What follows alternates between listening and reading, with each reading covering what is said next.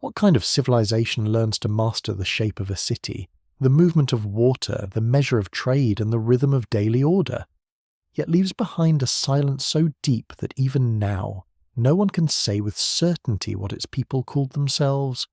Across the plains of northwestern South Asia, under fields, dust, and long-forgotten mounds of brick, there sleeps the outline of a world that seems less destroyed than dimmed, as though history itself hesitated before speaking its name. So before the body sinks fully into this hush, take a moment to like the video and subscribe, but only if this is truly the kind of quiet work you enjoy here. And wherever this voice reaches the listener tonight, they are welcome to share their location and local time, like a small human signal placed beside the ruins of an ancient road. There are civilizations that announce themselves with stone kings, with triumph carved into walls, with names repeated so often that they survive like echoes in every century that follows. And then there are civilizations like the Indus Valley, which seem to stand at the threshold of memory and refusal at the same time. Its cities were real.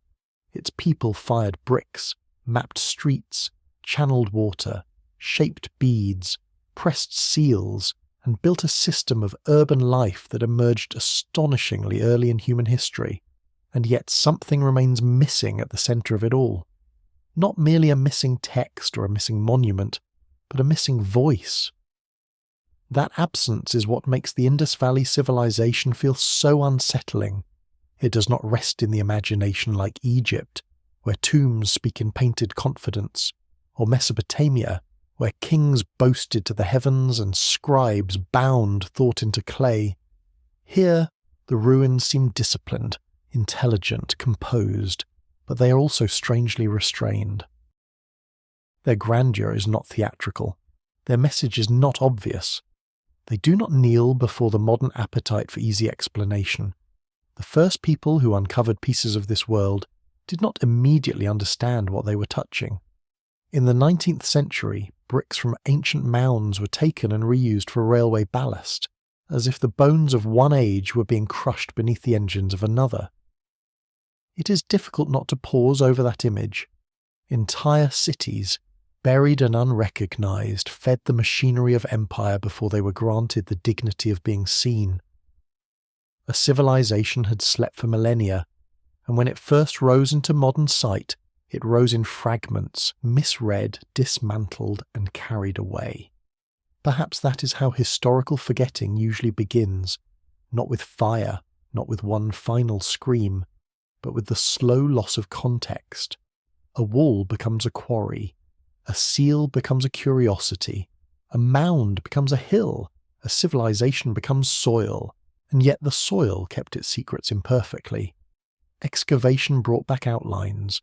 Harappa, Mohenjo-daro, and later many more settlements stretching across an enormous landscape. Not a single city, not an accidental settlement, but a broad and remarkably coordinated civilizational sphere. Streets arranged with deliberation, drains covered and planned, houses built in standardized proportions, wells woven into daily life, workshops, storage spaces, platforms, courtyards. This was not the uncertain improvisation of a people just discovering permanence. It was something mature, something already practiced, something that had passed beyond experiment and entered habit. That is where the first true tension begins. How does a civilization appear in the archaeological record with such composure? Not from nothing, of course. No civilization comes from nothing. But from a distance, the Indus world seems to enter history already carrying an internal logic, already possessing systems of measurement, craft discipline, and urban sensibility. It gives the impression of a long preparation that remains partly hidden from view, like a thought that arrives polished, while the years of doubt that produced it remain invisible. This is one reason the Indus Valley has invited not only scholarship, but unease, because where the record grows thin, the mind begins to listen harder. Was this simply the natural consequence of deep regional development along river systems and trade routes? Very possibly. Was it also shaped by forgotten stages of experimentation, smaller predecessor cultures, and environmental advantages now difficult to reconstruct in full? Almost certainly, but the emotional fact remains. The civilization feels older than its first clear appearance, as if the visible cities are only the moment when something long ripening finally reached the surface. And then there is the script. Those small signs, stamped onto seals and objects, remain among the most haunting remnants of the ancient world. They are not long royal inscriptions. They are not grand historical narratives. They do not tell modern readers who conquered whom, which ruler loved which god, or how the people themselves explain their place in the cosmos. Instead, they hover on the edge of meaning, repeated, deliberate, structured, compact. Enough to suggest order, not enough to grant access. It is difficult to overstate how much silence grows from unread writing. If the script were ever securely deciphered, the emotional climate of the civilization might change at once. A single word might reorient centuries of thought.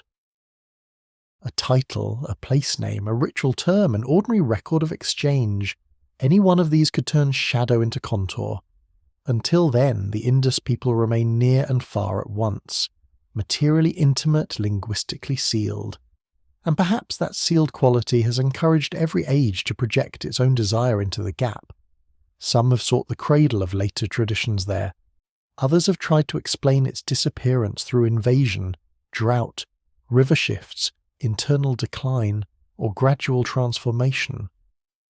Some theories have faded under scrutiny. Others remain open because the evidence refuses to move cleanly in one direction. The Indus Valley does not make surrender easy. It resists dramatic simplification. It seems to warn in its own mute way that the past can be lost not only through destruction, but through the modern hunger for single causes. There is another reason this civilization disturbs the imagination. It was urban, but not in the familiar theatrical mode. Where are the monumental statues of kings? Where are the unmistakable palaces? Where is the self-advertising architecture of domination? This does not mean power was absent. Order of this scale does not emerge without coordination. But the usual visual grammar of authority appears softened, obscured, or translated into forms not immediately legible to later observers. The result is a peculiar historical sensation. One feels governance without easily seeing the governors. That alone is enough to make the ruins feel philosophical. What if complexity does not always express itself through spectacle? What if one of the world's earliest great civilizations rested not on visible ego, but on discipline diffused through everyday life, on standardization, on repetition, on trust, coercion, custom, or sacred patterns so ordinary to its inhabitants that it left behind few declarations? The modern mind, trained to search for rulers in stone and doctrine in text, may simply be staring at a form of order it no longer knows how to recognize. And behind all of this lies the deeper wound. The Indus Valley is not merely ancient, it is interrupted. Something happened, not necessarily in a single year, not necessarily by a single force, but something sufficient to loosen cities from their coherence and scatter their certainty into archaeology.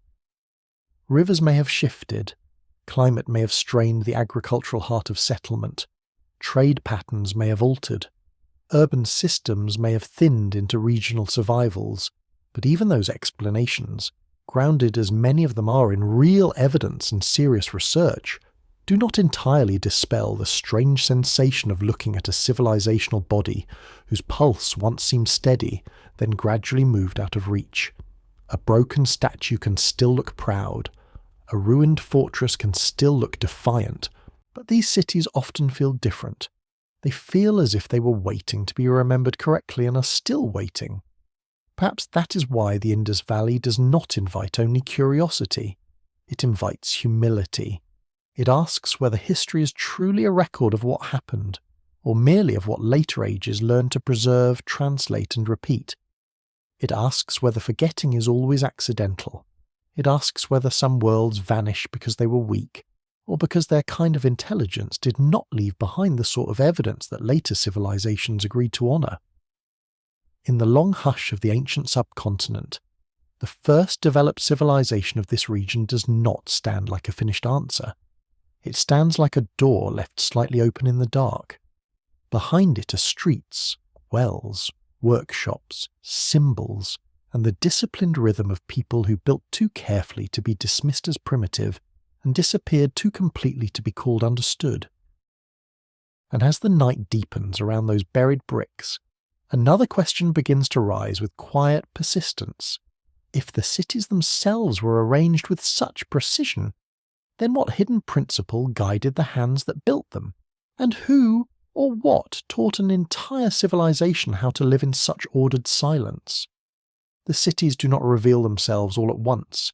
They emerge slowly, like a pattern seen beneath water, each straight line and measured angle making the mystery deeper rather than clearer. Once the first shock of discovery begins to settle, another question takes its place. If the Indus Valley Civilization was so ancient, why did it look so composed? Why did it seem to appear in the archaeological record not as a fragile experiment, but as something already practiced in the art of living together? Mohenjo-daro is often the place where that unease becomes impossible to ignore. Its name, given much later, has often been translated as the Mound of the Dead, and there is something fitting in that title, even if it belongs more to modern imagination than ancient memory.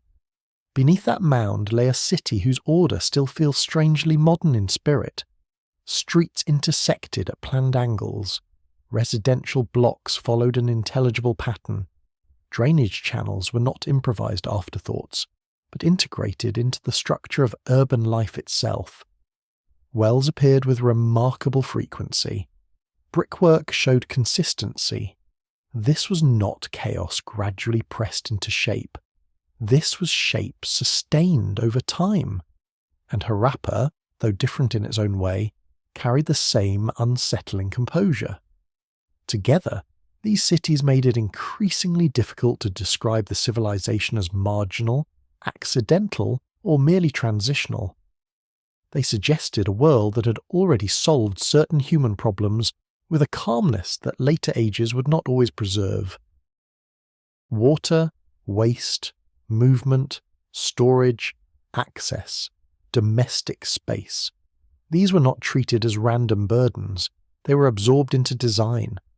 One begins to sense that the people who built such places were not simply surviving the city, they were thinking through it. That thought alone changes the atmosphere of the ruins. Ancient cities are often imagined as crowded, dirty, unstable, and dominated by spectacle from above. Yet the Indus world seems to have cared deeply about regulation, without displaying that regulation in the boastful language of empire. There is discipline here, but it is folded into daily life rather than shouted from monumental walls. One does not first encounter the face of a conqueror. One encounters the line of a street, the slope of a drain, the proportion of a fired brick. It is as though authority has dissolved into infrastructure. That may be one of the most difficult things for the modern imagination to accept. History has trained many minds to associate greatness with visible domination. A civilization proves itself, in the usual telling, by erecting palaces, colossal statues, dynastic tombs, and inscriptions that praise the few who ruled the many. But in the Indus Valley, the evidence seems to point elsewhere. There were elevated areas, major public structures, and strong hints of coordinated planning, yet there is still no simple theatrical centre around which all meaning gathers. The city itself becomes the monument. And what kind of society builds a monument that people must live inside rather than stand before? That question hangs over Mohenjo-daro with particular force. The so-called Great Bath has long fascinated archaeologists and dreamers alike. It is one of the most famous structures from the Indus world, and its exact function remains uncertain. Ritual, civic ceremony, controlled purification, something practical layered with symbolic meaning, the structure does not answer. It only deepens the mood. Water appears again, not merely as necessity, but as a possible boundary between ordinary life and something more ordered, more sacred, more carefully regulated than modern language can easily recover. Even the houses seemed to participate in this quiet intelligence. Many opened inward toward courtyards rather than outward in display. Privacy mattered, internal arrangement mattered, access to water mattered, drainage mattered. The architecture suggests a civilization attentive to thresholds, to containment, to the rhythms of repeated life. There is something profoundly intimate in that. These were not only people who traded and built, they were people who washed, stored, repaired, rested, and moved through rooms arranged according to a pattern now partly lost. The city was not merely a machine, it was a habit, and habits are often more revealing than monuments. The standardized bricks of the Indus Valley have become one of its quiet signatures. Their proportions recur often enough to suggest not local whim, but broader agreement. Standardization of this kind is rarely trivial. It implies transmission of knowledge, expectation of consistency, and a cultural preference for repeatable form. It may also imply institutions strong enough to preserve methods across distance. But what kind of institutions? That remains one of the civilization's great unanswered questions. The ruins show coordination, yet they do not openly display the hands that enforced or inspired it. Some scholars have seen in this an early form of civic sophistication not centered on divine kingship, in the same way as neighboring Bronze Age powers. Others remain cautious, warning that the absence of obvious royal display is not proof of equality or social harmony. Power can hide itself very well. It can flow through merchants, priesthoods, councils, land control, ritual authority, or systems of inherited custom so normalized that they leave behind little self-description. The Indus cities do not prove utopia. They prove control of a subtle and enduring kind. But whether that control was gentle, coercive, sacred, practical, or all of these at once remains uncertain. That uncertainty is not a weakness in the story. It is the story. Because once the listener begins to look closely, every clean line in the city begins to feel almost accusatory. These people knew something about organized life. They maintained order across space and time. They coordinated materials, labor, and domestic design with striking consistency. And yet the civilization still passed into silence. Its streets did not save its voice. Its drains did not preserve its language. Its discipline did not guarantee remembrance. There is something almost philosophical in that realization. Human beings often imagine that order is a defense against oblivion. Build carefully enough, regulate wisely enough, measure thoroughly enough, and perhaps the future will understand. But the Indus Valley offers a gentler, more troubling lesson.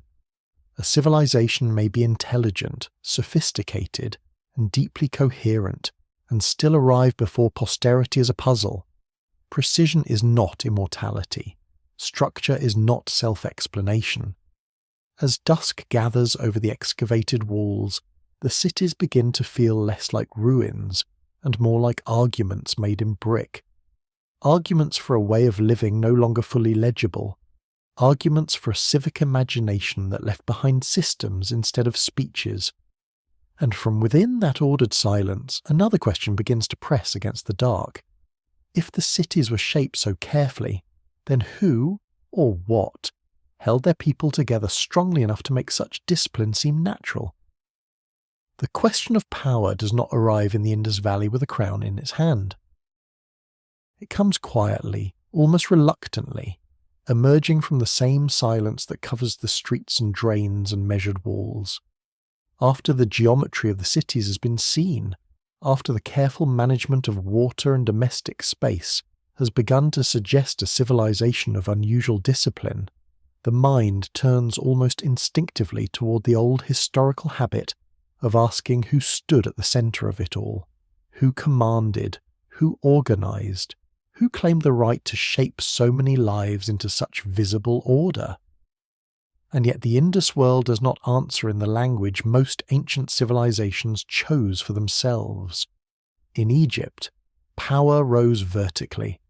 It proclaimed itself in stone, in tombs, in divine kingship, in colossal images meant to compress the distance between mortal rule and cosmic legitimacy. In Mesopotamia, kings left inscriptions, victories, laws, and monumental declarations. Their names survived because they were repeated deliberately. They wanted to be remembered. They built for memory the way others build for shelter. But in the Indus Valley, one stands in front of a different kind of archive. The evidence for authority is present, and yet the usual face of authority remains strangely withheld. There are no unambiguous palaces towering above the city in theatrical self-glorification. There are no monumental battle scenes where rulers crush enemies beneath the certainty of historical narration. There is no long royal inscription spelling out succession, conquest, or divine mandate. The civilization appears coordinated, but the coordinators remain obscure. It feels governed, but the government does not step forward and introduce itself. That absence has tempted many kinds of interpretation. Some have wondered whether the Indus world may have been organized less around warrior kingship and more around mercantile regulation, collective administration, or ritual authority diffused through civic life. Others caution that such readings may reveal more about modern longing than ancient reality. A civilization does not need to advertise power for power to be severe. Authority can be hidden inside standardization, inside storage, inside ritual, inside access to resources, inside who controls the flow of goods, of water, of labor, of sacred legitimacy. An empire does not always need a statue to make itself felt. This is where the Indus Valley becomes most intellectually haunting, because it forces the listener to confront a possibility that ancient complexity may not always wear the same face. Perhaps power there was not absent, but translated. Perhaps it had been absorbed into systems so ordinary that they no longer looked dramatic to those who lived within them. A measured brick, a seal accepted across distance, a weight trusted in exchange, a street laid to a shared pattern, a drainage line maintained according to common expectation. These may seem mundane beside a king's tomb, but they are not politically innocent. Repetition across large spaces rarely occurs without a framework of enforcement, agreement, or inherited discipline, and perhaps that is why the Indus cities feel so unnerving. They suggest a social order stable enough to coordinate enormous areas, yet modest enough in self-display to disappear almost anonymously into archaeology. There is one object, however, that has long stood near the centre of speculation: the famous so-called priest-king from Mohenjo-daro. He is only a small sculpted figure, broken and incomplete, but he has carried a disproportionate burden of interpretation. His robe is patterned. His expression appears composed, perhaps severe, perhaps merely stylized in a way modern viewers do not know how to read. He has been imagined as a ruler, a priest, an elite figure, or simply an individual later generations transformed into a symbol because the civilization offered so few obvious candidates for centralized authority. Even the name priest-king is revealing. It is less a fact than a confession of uncertainty, a hybrid title invented to fill a void. When scholars and observers looked upon the figure, they reached instinctively for categories familiar from other ancient worlds: priest, ruler, sacred official, elevated male authority. But the artifact itself does not speak that clearly. It resists certainty. It may represent something important, or it may have become famous simply because the silence around it was so complete that any surviving face seemed capable of bearing an entire civilization's missing hierarchy. That is often what the human mind does in the presence of incomplete evidence. It does not endure emptiness easily. It begins to dress fragments in narrative. Still, the urge to identify structures of power in the Indus world is not misplaced. Cities do not coordinate themselves by magic. Standardization across vast settlement networks implies some combination of education, custom, oversight, and communication. Granaries or large storage areas, whether interpreted conservatively or ambitiously, suggest systems beyond the household. Craft specialization suggests managed skill. Long-distance trade suggests trust and regulation. Urban continuity suggests that generations inherited not only buildings, but expectations. All of this points toward organization, yet organization is not the same thing as a single visible sovereign, and here a quieter possibility begins to take shape. What if the Indus world was held together not by one throne, but by a web of institutions, habits, and legitimizing practices too distributed to leave behind one obvious center? What if authority lived in councils, merchant elites, ritual specialists, kin networks, or regionally adapted systems linked by shared standards? What if its strength came precisely from not concentrating symbolic meaning into one fragile body? Such questions remain open, but they matter because they expose how narrow historical imagination can become when it assumes all civilizations must resemble the loudest survivors. There is also the deeper philosophical tension of invisibility. Modern people often trust what they can personify. They want history to arrive with names, dynasties, portraits, and definitive chains of command. The Indus Valley offers something harder. It offers evidence of collective intelligence, without giving easy access to individual glory. That alone makes it feel almost alien, not because its people were beyond human understanding, but because they may have organized significance differently from the narrative forms later civilizations taught the world to expect. Or perhaps the evidence is simply incomplete. That too must be admitted. Time is not democratic in what it preserves. Palaces may still lie buried, inscriptions may yet be undiscovered, symbols may await decipherment. A civilization can appear muted not because it lacked such features, but because the record reaching the present is fragmentary, broken, or unevenly excavated. Caution is part of honesty. But even caution cannot erase the impression the ruins already make, the impression of order without overt spectacle, regulation without obvious theatrical kingship, authority diffused through the city itself. And the more one contemplates that possibility, the more the city begins to resemble not only a settlement, but a political philosophy in brick. Life arranged through repetition, power embedded in design, identity carried not by grand monuments to a ruler, but by systems that made daily existence possible and predictable. It is a vision of civilization almost unsettlingly quiet. Yet silence is never neutral. It conceals as much as it calms. Because if no ruler steps forward from the ruins, then the smaller objects begin to matter more. The seals, the weights, the signs, the things that pass from hand to hand rather than tower over the crowd. If power in the Indus world did not always declare itself through colossal stone, perhaps it travelled in miniature, carried in trade, in ownership, in ritual markings, in tokens of identity too compact for later ages to recognise at a glance. And so the listener is left standing at the edge of another threshold. The question of who governed the Indus cities does not close. It narrows.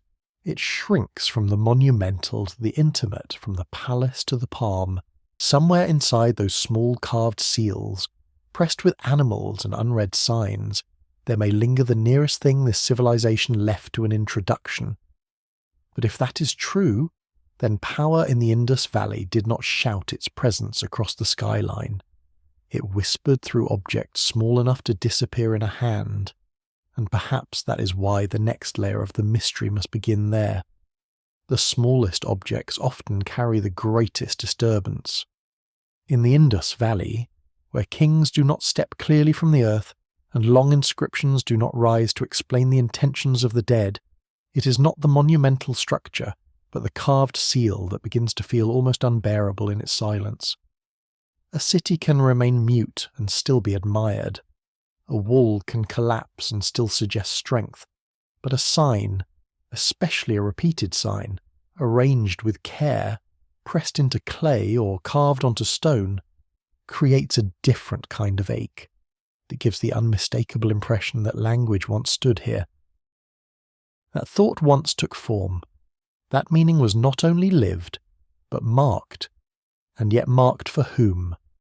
The seals of the Indus civilization are among the most haunting relics in the ancient world, precisely because they seem so close to yielding, and yet do not. They are not random scratches. They are not decorative confusion. Their forms recur. Their patterns suggest intentionality. Animals appear beside signs. Certain sign clusters repeat across objects. Their smallness does not diminish their gravity. On the contrary, it intensifies it. These were portable fragments of order, miniatures of a system that once moved between hands, between goods, between persons, between places. They were used. They mattered. And now they survive as one of the clearest proofs that this civilization was thinking in symbols that remain just beyond reach. There is something deeply unsettling about surviving writing that cannot be read. A destroyed library is tragic, but its tragedy is obvious. An unread script is stranger. It survives in visible form while withholding its inner life. It allows the modern eye to look directly at the shell of meaning without entering it. That is not ordinary ignorance. It is a more intimate exclusion. In the Indus case, this exclusion has lasted long enough to become part of the civilization's identity. The script has been studied for generations. Scholars have catalogued signs, counted frequencies, compared sequences, and argued over whether this system represents a full writing system, a proto-writing system, a logosyllabic script, a set of ownership marks, a ritual code, or something that belongs to a category modern scholarship has not yet described well. Some see in its structure the shadow of language. Others warn that its inscriptions are too short, too compressed, too resistant to the expectations that decipherment usually requires. The debate itself has become one of the great ghostly chambers of Indus studies. Every argument seems to illuminate one wall while darkening another. If the signs encode speech, then whose speech? If they do not, then what kind of intelligence organized them so consistently? If they served mercantile purposes, why do they feel so symbolically charged? If they served ritual purposes, why do they appear in contexts that suggest exchange, movement, and administration? If they were tied to identity, lineage, profession, belief, or territory, how much of the civilization's lost structure has been sitting in plain sight all along, waiting not to be discovered, but to be understood correctly? The animals on the seals only deepen the atmosphere. Bulls, elephants, rhinoceroses, composite beings, and above all the famous so-called unicorn, an animal that seems at once familiar and impossible. What was this creature? A stylized bull? A symbolic emblem? A marker of rank, clan, guild, deity, or imagined force? The modern mind, eager for stable taxonomies, begins trying to pin such imagery into place. But the Indus world offers no caption. The unicorn remains a silhouette of confidence without explanation. It is one of many signs that this civilization may have inhabited a symbolic environment whose logic has not vanished, but merely withdrawn behind the surface of surviving artifacts. That is perhaps the right word for the script as a whole. Withdrawn, not absent, not erased, withdrawn. The distinction matters because absence invites invention, but withdrawal invites patience. It reminds the listener that some of history's most painful mysteries endure, not because nothing remains, but because what remains is incomplete in a very precise way. A bilingual inscription has not yet appeared. A Rosetta Stone of the Indus world has not stepped into light. No long text links symbol to speech in a form posterity can confidently unlock. Without that bridge, every sign remains like a closed eye. One can describe its shape, measure its frequency, note its companions, speculate about its context, but one cannot say, with scholarly honesty, what it meant to the hand that carved it. And so the seals become more than evidence. They become a kind of mirror. Each generation sees its own hunger reflected in them. There have been attempts, of course, to link the script to later language families, especially Dravidian hypotheses, and there have been other proposals as well, some more cautious, some more ambitious. Certain scholars have pursued structural parallels, phonetic possibilities, or semantic frameworks. Others have argued forcefully that the evidence does not yet allow secure linguistic assignment. The debate is not merely technical. It touches identity, continuity, belonging, and the deep human desire to restore voice to the mute. But that desire can become dangerous when it outruns the evidence. The Indus script has attracted not only serious scholarship, but projection. It has been asked to prove too much for too many people. In that sense, the script is not only an ancient mystery, it is a modern battleground of longing. Still, even stripped of every speculative excess, the quiet fact remains extraordinary. These people developed a symbol system consistent enough to travel widely across their civilizational sphere. Its brevity does not make it trivial. In some ways, brevity makes it even more difficult to interpret, because compressed systems are often dense, with assumptions no outsider can recover without cultural immersion. A short sign sequence may once have carried a meaning obvious to its own time and now impenetrable, because the world that gave it context has fallen away. The script may not be incomplete. It may only be orphaned. That possibility lends the seals a peculiar sadness. They were likely never meant to stand alone. They belonged to living networks of trade, authority, ritual, identity, movement, and recognition. A seal impressed on clay would once have entered a chain of understanding. Someone saw it and knew what it signified. Someone handled it with certainty. Someone perhaps trusted it, obeyed it, recorded it, feared it, or accepted it. Today the same object passes through gloved museum hands and scholarly arguments, and none of those gestures can restore the ordinary confidence it once possessed in the world that made it. This is where the script stops being only an academic puzzle and becomes something more intimate. It becomes a lesson in how fragile intelligibility truly is. A civilization may build cities, standardize weights, manage water, shape trade over vast distances, and still lose the key to its own voice. Its marks survive, but their entry into meaning does not. The signs remain visible while the thoughts behind them retreat beyond reconstruction. Perhaps this is one of the great violences of time, not destruction, but survival without translation. A burned text can at least be mourned as lost. An unread text lingers in a crueler condition. It is close enough to awaken hope, but distant enough to deny completion. It keeps the past almost present, never fully absent, never fully restored. And because of that, the Indus script does not merely decorate the mystery of the civilization. It sits at its centre like a sealed chamber. The cities offered order, the streets offered intention, the drains offered discipline. But the seals offer something more dangerous. The proof that a civilization once named, classified, or sanctified its world in signs that the present can see and still not enter. As the carved animals and compact inscriptions gather in the mind like embers in the dark, another unease begins to form. If these objects carried identity, ownership, authority, or belief, then they may also preserve the nearest surviving trace of the people themselves, and if that is true, then the next step into the Indus world cannot remain with symbols alone.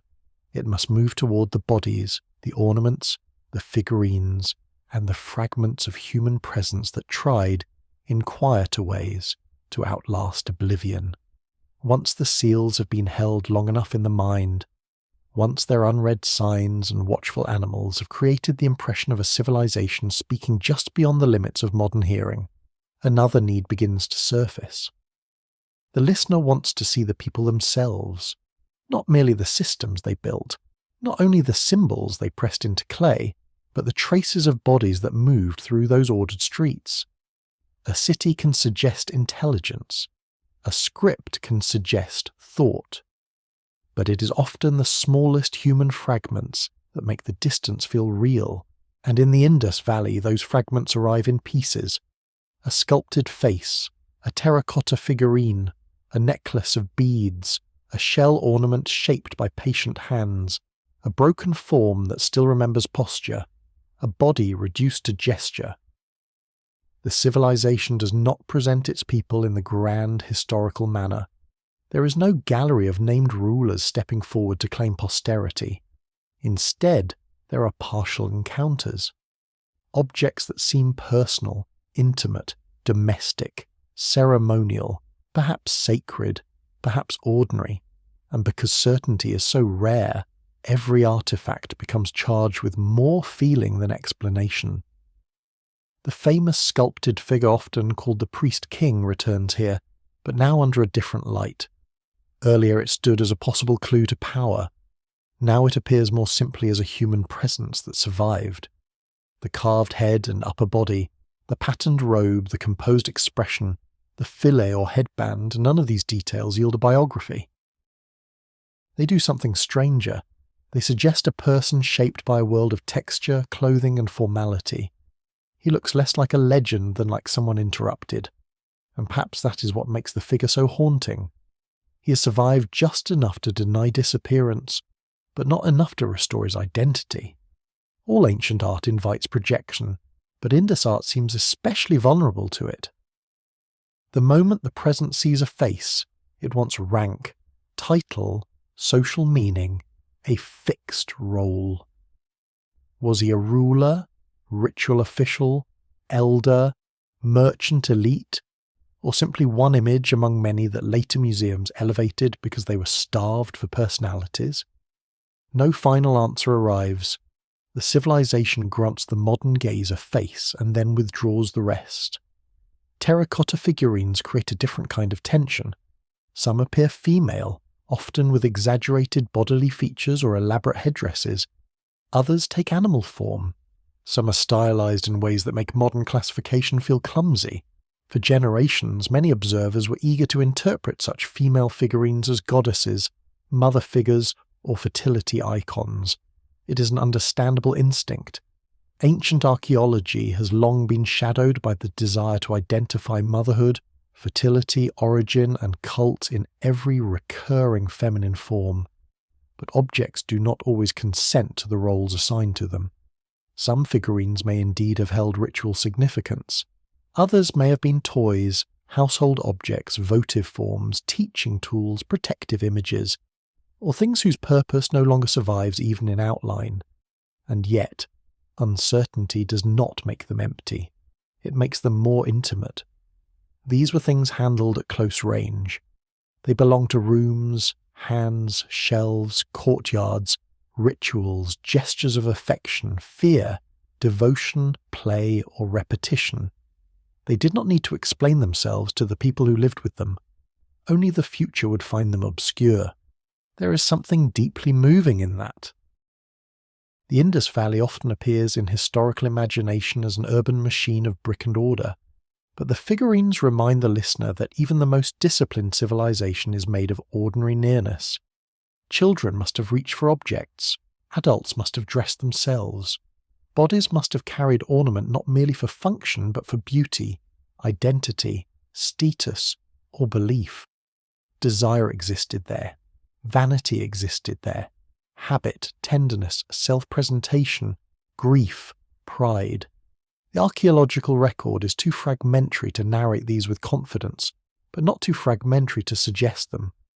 Beads are among the most eloquent traces of that lost world.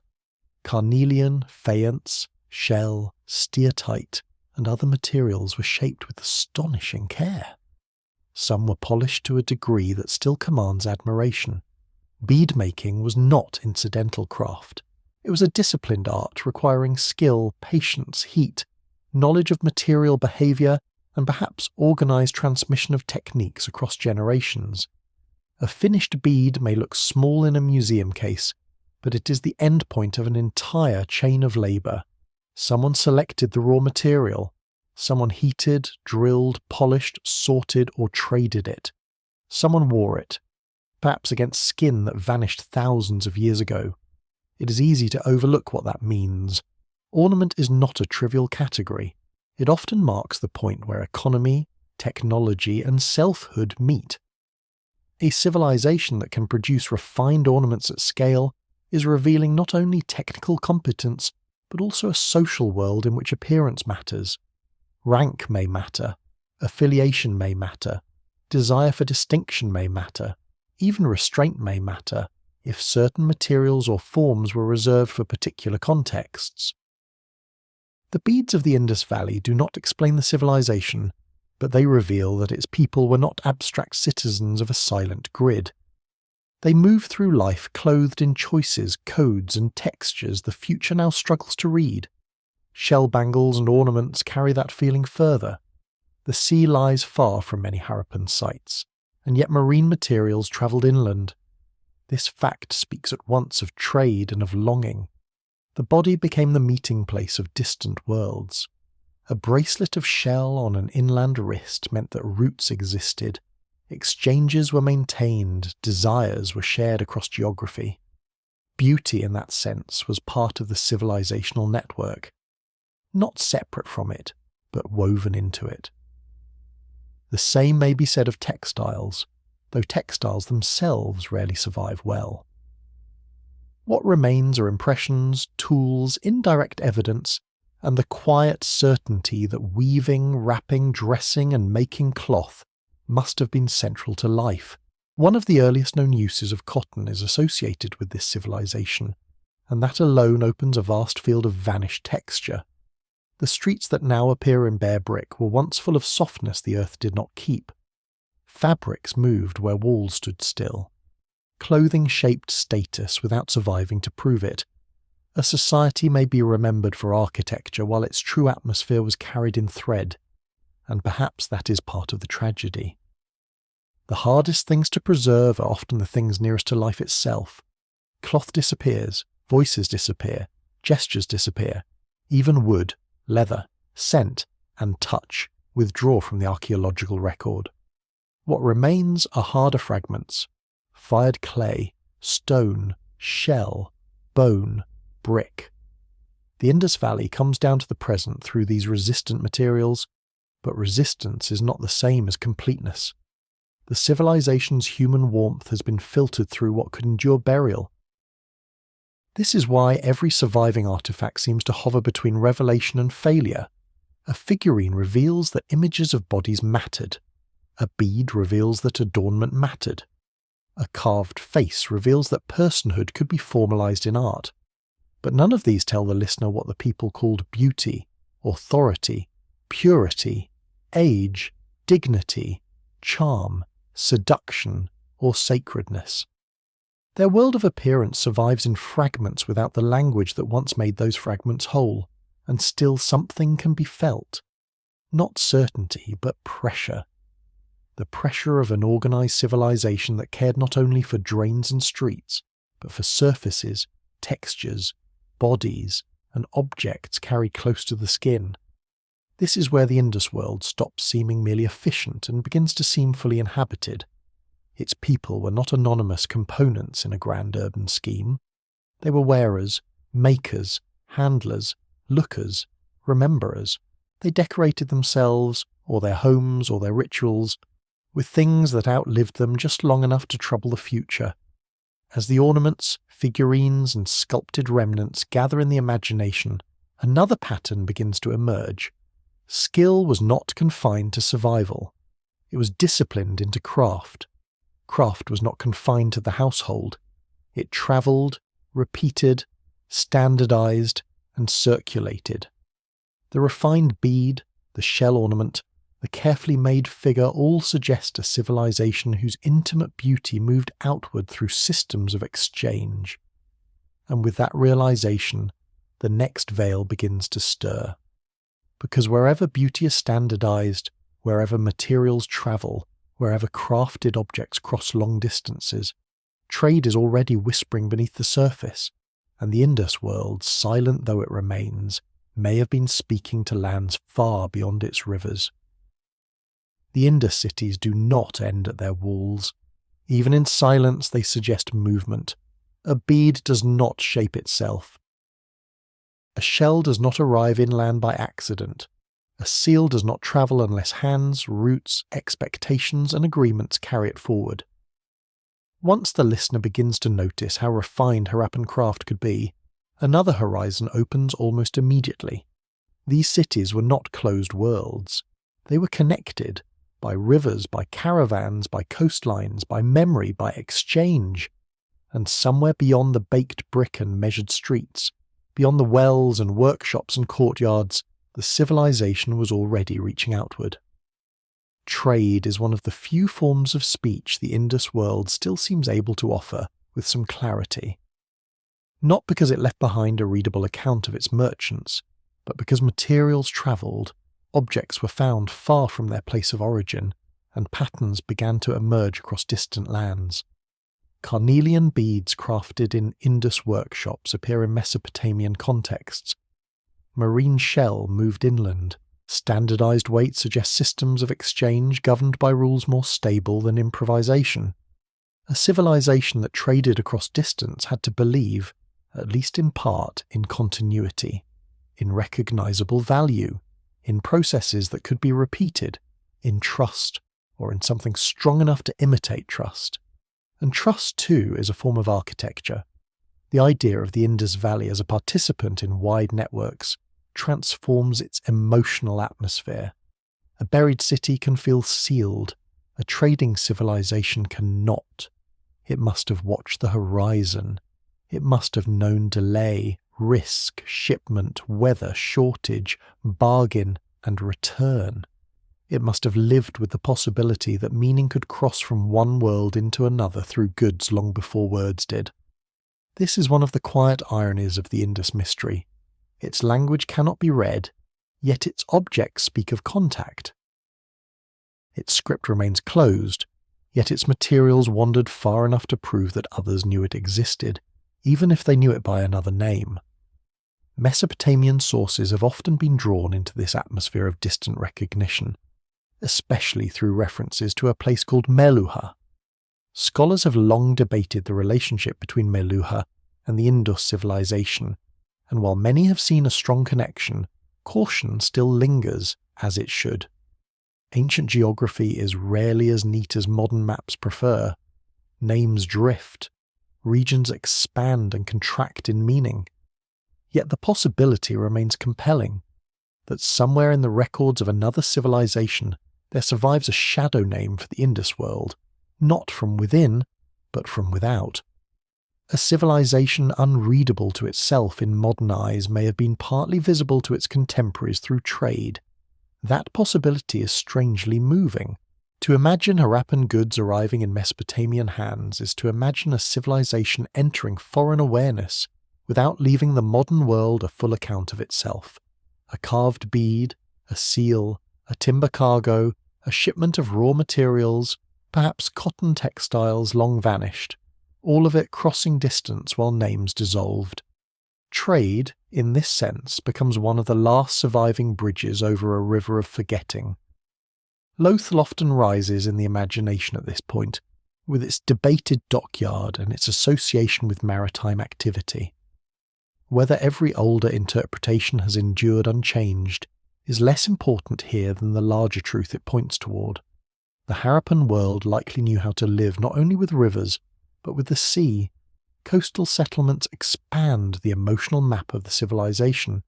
They suggest tides, boats, estuarine mud, salt air, loading areas, warehouses, and the difficult intelligence required to move goods through unstable waters. A river civilization is already vulnerable to change. A maritime civilization learns to negotiate uncertainty as part of its daily breathing. There is a certain melancholy in that thought. The same roots that once carried wealth and crafted beauty outward may also have tied the civilization's health to forces beyond its control. Trade is never only prosperity. It is dependence disguised as expansion. A workshop thrives because distant demand exists. A port matters because connections hold. A weight system matters because others accept it, or can be compelled to accept it. Once those conditions weaken, subtle fractures begin. Not the dramatic collapse of a palace wall, but the quieter thinning of confidence. Before that thinning, however, there must have been extraordinary skill. The standardized weights of the Indus civilization are among the clearest signs that exchange was not casual. They suggest calibration, repetition, and a civilization-wide concern for measurement. To measure consistently across wide regions is to impose a certain moral order upon trade. It says that value should not be wholly arbitrary. It says that quantities matter. It says that a merchant in one place and a merchant elsewhere can, at least in principle, inhabit the same scale of expectation. This kind of standardization is easy to underestimate because it looks technical, but in reality it is almost philosophical. It reflects a civilization willing to bind itself to repeatable precision. And precision, once again, appears as one of the Indus world's quiet obsessions. The more the listener thinks about it, the more trade begins to look less like a separate sphere and more like an extension of the same mentality visible in the cities. The brick proportions, the drainage lines, the weights, the crafted ornaments, the seals, all point toward a culture deeply invested in consistency. Not lifeless uniformity, but disciplined recurrence. A world where forms mattered because forms made wider life possible. A bead drilled to exacting standards, a weight cut to fit an accepted system, a seal pressed to identify or authorize, a shipment sent with confidence that someone far away would know how to receive it. That last thought returns the mind to the tragedy of unreadability. Someone did know how to receive these goods. Someone did understand the signs. Someone knew what a particular seal implied, what a particular weight guaranteed, what a particular object meant in the grammar of trade and trust. Yet that shared understanding belonged to a living network, and when the network broke or transformed, meaning did not remain intact. It scattered. Still, the network itself must have changed the civilization from within. Trade rarely leaves societies untouched. It reshapes taste, class, aspiration, and access. Imported materials or exported prestige goods alter the value of labour and the standing of artisans. Ports and inland manufacturing centres do not experience the world in the same tempo. People nearest to long-distance exchange must have felt time differently, through waiting, seasonal rhythms, uncertainty and distant opportunity. The Harappan world may appear calm in brick, but within that calm there must have been motion. Goods were entering and leaving, decisions were being made, risk was being calculated, and somewhere amid that motion, the body remained present. The shell bracelet worn inland, the bead polished to near perfection, the fine crafted object exchanged across astonishing distances. These are not abstractions. They are trade translated back into ordinary life. A civilization's farthest reach becomes visible when distance touches the skin. But all far-reaching systems carry within them a question that waits patiently for its moment. What happens when movement changes? When rivers shift, coastlines alter, partners weaken, demand falters, or environmental patterns become less predictable? The answer does not come yet. Not fully. The Indus world is still, in this part of the journey, alive with connection. Yet even here a shadow begins to gather around water, because water is the hidden road beneath nearly every prosperity the civilization sustained. Rivers guided settlement. Rivers fed agriculture. Rivers connected sites. Coastal access widened the map of exchange. Reservoirs, wells, drains, baths and docks all reveal the same deeper dependence. This civilization did not merely use water, it organized itself around water's generosity, water's discipline, and perhaps water's obedience. But water has never belonged to human order for long. It can nourish a city for centuries and then alter its course in silence. So as the trade routes of the Indus Valley stretch outward into the dark, carrying beads, shells, measured goods, and unread signs toward lands that recognize their value if not their inner world, another truth begins to stir beneath the movement. Every exchange route, every shipment, every prosperous workshop may have rested on a foundation more fragile than brick or seal or measure could ever admit. And if that foundation was water, then the next layer of the mystery does not lie in commerce alone, but in the rivers themselves, in the force that gave this civilization life, and may one day have taught it how easily order can be carried away. Water had always seemed like the gentlest presence in the Indus world. It entered the cities through wells, through drains, through baths, through channels shaped by practical intelligence and repeated care. It shimmered behind brick and beneath daily life, not always visible, but always implied. It nourished fields, sustained households, softened clay before it became vessel or wall. It made settlement possible. It made density possible. It made patience rewarding. And because it gave so much, it is easy, at first, to imagine water in the Indus Valley as an obedient companion to civilization. But rivers have never belonged to the people who build beside them. This is where the mood begins to change. Not abruptly, not with the violence of an invading army or a burning horizon, but with something quieter and harder to hold in the mind. The rivers that sustained the Harappan world were not fixed lines drawn across a passive landscape. They were living forces moving through floodplains, depositing silt, altering channels, swelling with seasonal rhythms, and sometimes withdrawing from expectations human beings had mistaken for permanence. A civilization may build in brick, but rivers remember only motion. To understand the Indus Valley more deeply, one must begin to see it not merely as a collection of cities, but as a conversation with water, the placement of settlements, the fertility of surrounding lands, the logic of agriculture, the movement of goods, the endurance of craft centres. All of it was tied in one way or another to the behaviour of rivers and the larger ecological systems around them. This truth is neither mystical nor exaggerated. It is simply old. Before text became law, rivers already governed, and the Harappan world, for all its sophistication, could not stand outside that rule.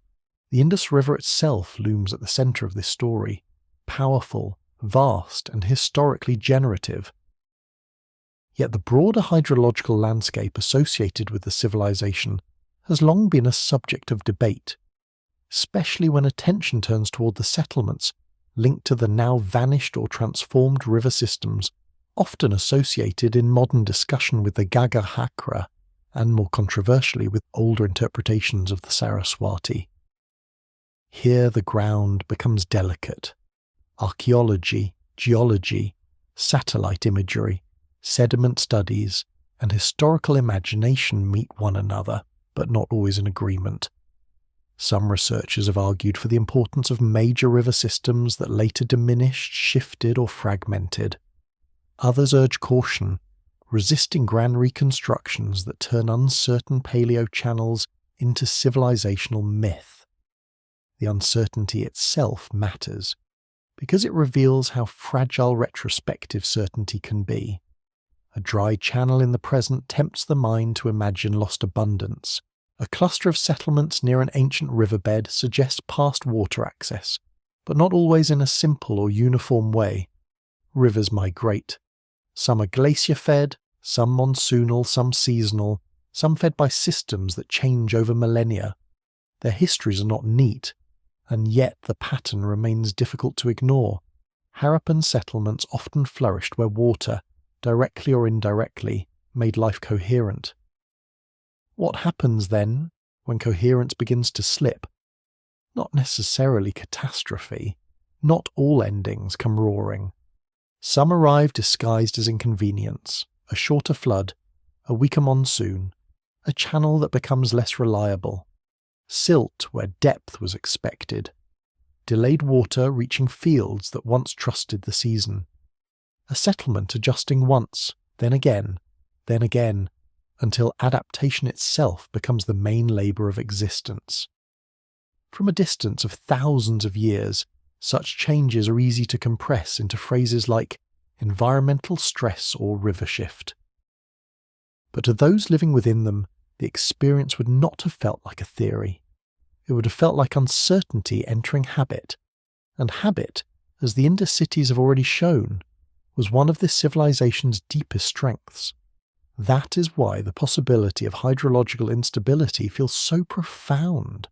A civilization built on standardization, rhythm, and disciplined expectation is not merely dependent on material resources. It is dependent on the continued reliability of patterns, water that comes when expected, fields that respond as they once did, routes that remain navigable, settlements that continue to justify their location. Once these patterns fray, the crisis is not only economic, it is psychological. The world begins to lose its agreement with itself. The archaeological record cannot narrate that feeling directly, but it can hint at it. Settlement distributions change over time. Some urban centres weaken. Regional patterns shift. Large cities do not necessarily explode into ruin. Rather, there are signs that life reorganised, sometimes eastward, sometimes into different scales, different densities, different relationships with landscape. Such evidence has encouraged many scholars to move away from the old hunger for a single dramatic collapse. The Indus civilization may not have died in one moment. It may have been unthreaded. Water is fully capable of such an ending. There is a temptation, especially in modern storytelling, to imagine nature as either benevolent mother or indifferent destroyer. The Harappan case suggests something subtler. Water may have sustained civilization and undone it, without ever becoming an enemy in the theatrical sense. A river does not need malice to devastate memory. It only needs to stop behaving in the way people have built their world around. If a channel shifts away from a settlement over generations, that settlement enters a slower kind of exile. If floods become erratic, abundance becomes anxiety. If the wider monsoon system weakens or changes pattern, agricultural predictability erodes. Civilization does not fall from one blow. It thins through repeated negotiation with a world that no longer answers in the same tone. This is perhaps why so many Indus sites feel less like monuments to defeat than to abandonment. They do not always carry the theatrical signature of conquest. They feel instead like places from which coherence slowly drained. Not emptiness all at once, but a reduction of confidence, a withdrawal of the reasons that once made concentration worthwhile. And still, the people would have adapted. That is important. Human communities rarely submit passively to environmental change. They adjust crops, move households, alter routes, reconfigure settlement, rely on tradition, invent new practices, and search for more stable ground. The Harappan world was intelligent enough to endure for centuries through changing conditions. One should not imagine its people as helpless before nature. Yet even intelligence has limits when the foundational rhythms of a region begin to move beyond inherited expectation. A civilization may solve many problems and still remain vulnerable to the slow rearrangement of the earth beneath its confidence. There is another layer to this unease. Water was never only practical in the Indus world. The great bath, the prevalence of wells, the careful management of drainage, the very choreography of cleanliness and flow within cities all suggest that water may have carried social or symbolic weight as well. If so, then environmental instability would not only have threatened crops and roots, it may also have shaken deeper structures of meaning. What happens to a civilization if the force that sustains its life also begins to dissolve the invisible order by which that life is understood? That question can never be answered fully. The script remains unread. The rituals remain dim. The people did not leave behind clear laments about failed rivers or altered skies. But perhaps the silence itself fits the nature of the crisis. Environmental change rarely writes its own epitaph. It alters conditions until old forms become difficult to maintain, and later ages find only the traces of adjustment. Adjustment. That may be one of the truest words available here. Not apocalypse, not instant erasure, but adjustment under pressure. A civilization stretching itself against a changing landscape. Some settlements surviving, others shrinking, some roots fading, others opening, urban magnificence yielding, perhaps reluctantly, to more dispersed ways of living. And yet the emotional effect remains haunting. The same civilization that once mastered drains, wells, and urban water control may have discovered, with quiet bitterness, that local mastery does not extend to the river itself. Brick can guide runoff. It cannot command a shifting watershed. A reservoir can preserve scarcity for a season. It cannot guarantee the sky. A city may look ordered enough to tame uncertainty, but the river listens to deeper laws. By now, the listener may begin to feel that the Indus world was never merely a civilization beside water. It was a civilization suspended by water, held aloft by forces generous enough to sustain immense human order, and unstable enough to remind that order of its limits. This is where prosperity begins to cast its own shadow. Because once water becomes uncertain, everything built on its reliability begins to tremble, not visibly at first, but inwardly, in the delicate agreements between field and city, route and workshop, household and season. And from within that trembling, another city begins to call from the edges of the map.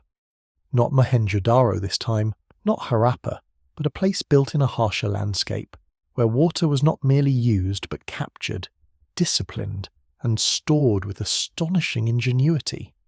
If the river plains reveal dependence, then the next stage of the mystery lies where scarcity itself became a teacher, and where the civilization may have shown most clearly how hard it tried to outthink the instability closing in around it.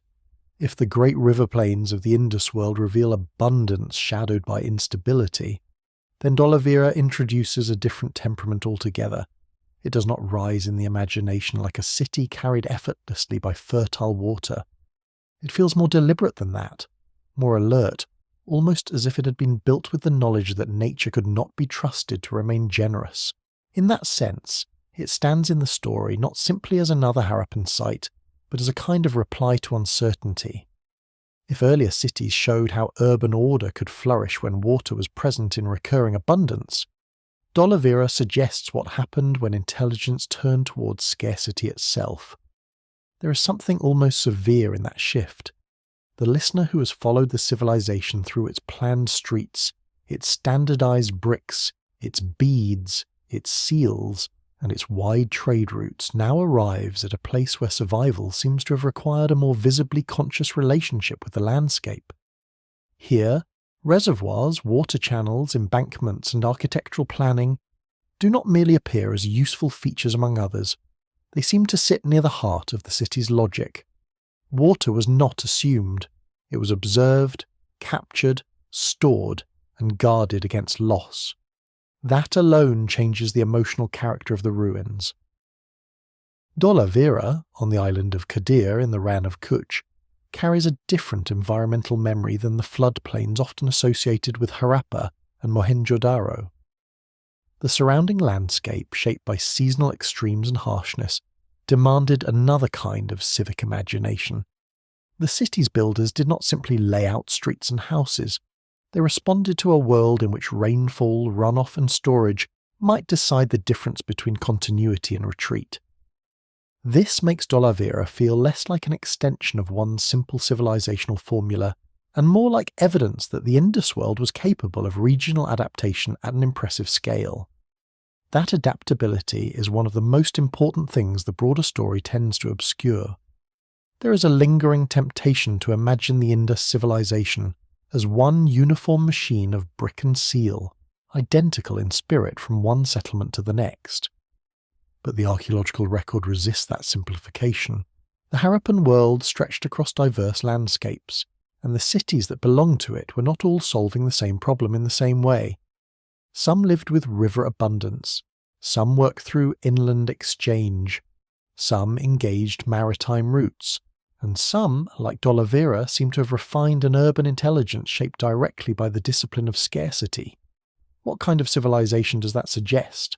Not one accidentally large, not one blindly repeating a single inherited model.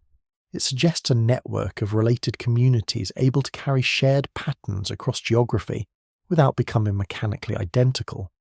Standardization remained visible, yes. Certain urban and cultural features linked distant places, but within that shared world variation persisted.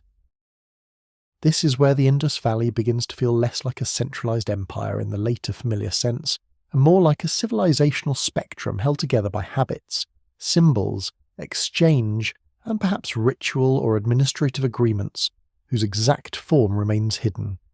Dholavira's large reservoirs often become the focal point of this impression, and for good reason. They're among the most striking testimonies to Harappan ingenuity. To carve out, structure, and maintain such systems in response to an uncertain water regime is to reveal something fundamental about how the people there understood civilization itself. Urban life was not merely a concentration of bodies. It was a wager that intelligence could anticipate interruption. A reservoir is not only an engineering solution, it is an expression of foresight, and foresight always contains fear somewhere inside it. This does not mean the people of Dholavira lived in constant crisis. One must resist turning every act of adaptation into a story of desperation. Human beings innovate not only because they are threatened, but because they observe, refine, and imagine better ways of living within a landscape. Still, Dholavira makes visible a truth that was perhaps less obvious in the broader riverine story. The Indus world was not naively dependent on abundance.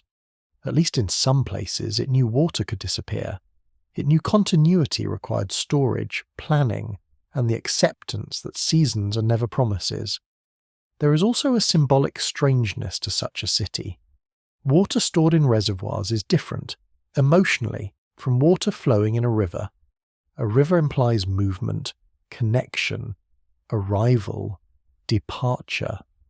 A reservoir implies containment, vigilance, and measured release.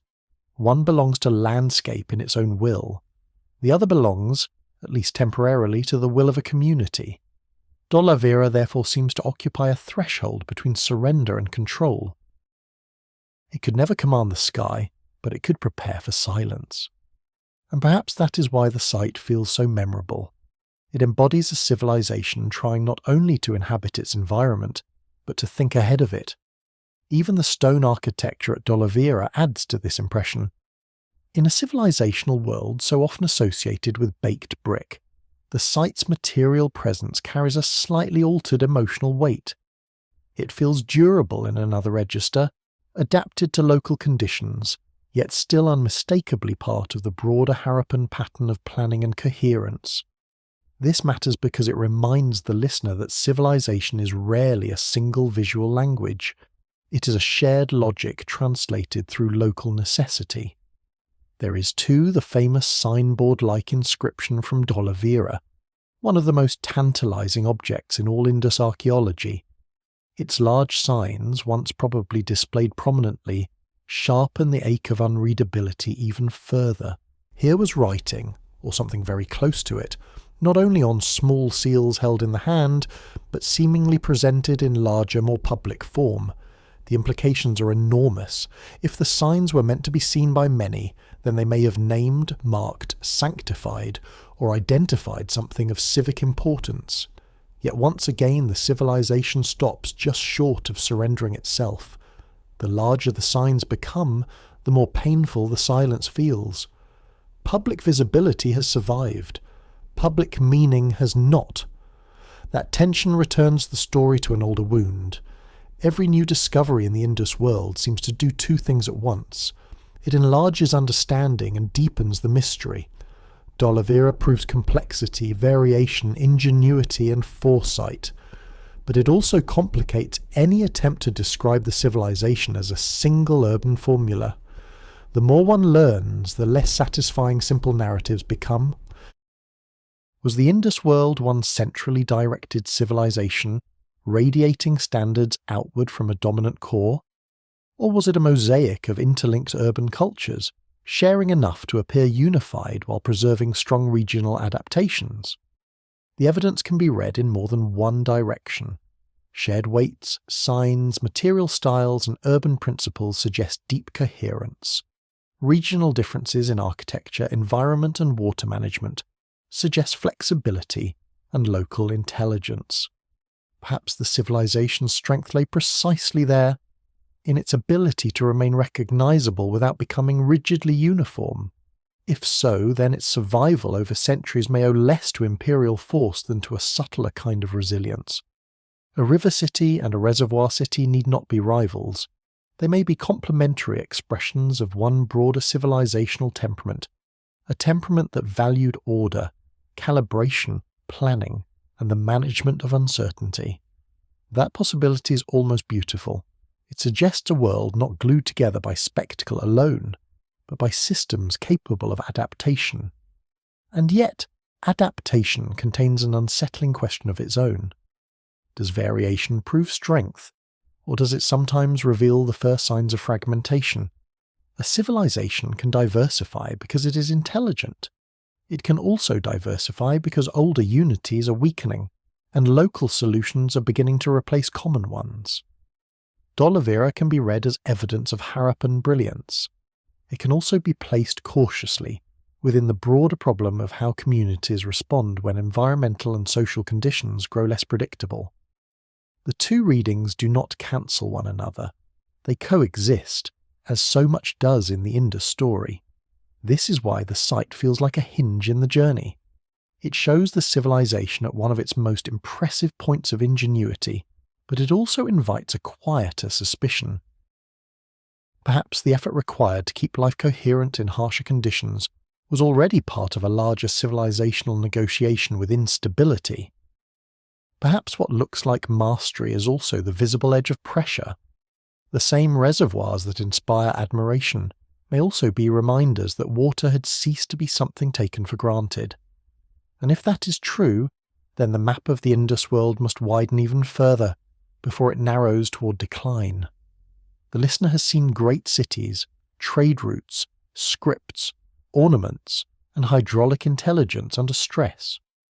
But the civilization was larger than its most famous names, larger even than the symbolic gravity of Dholavira.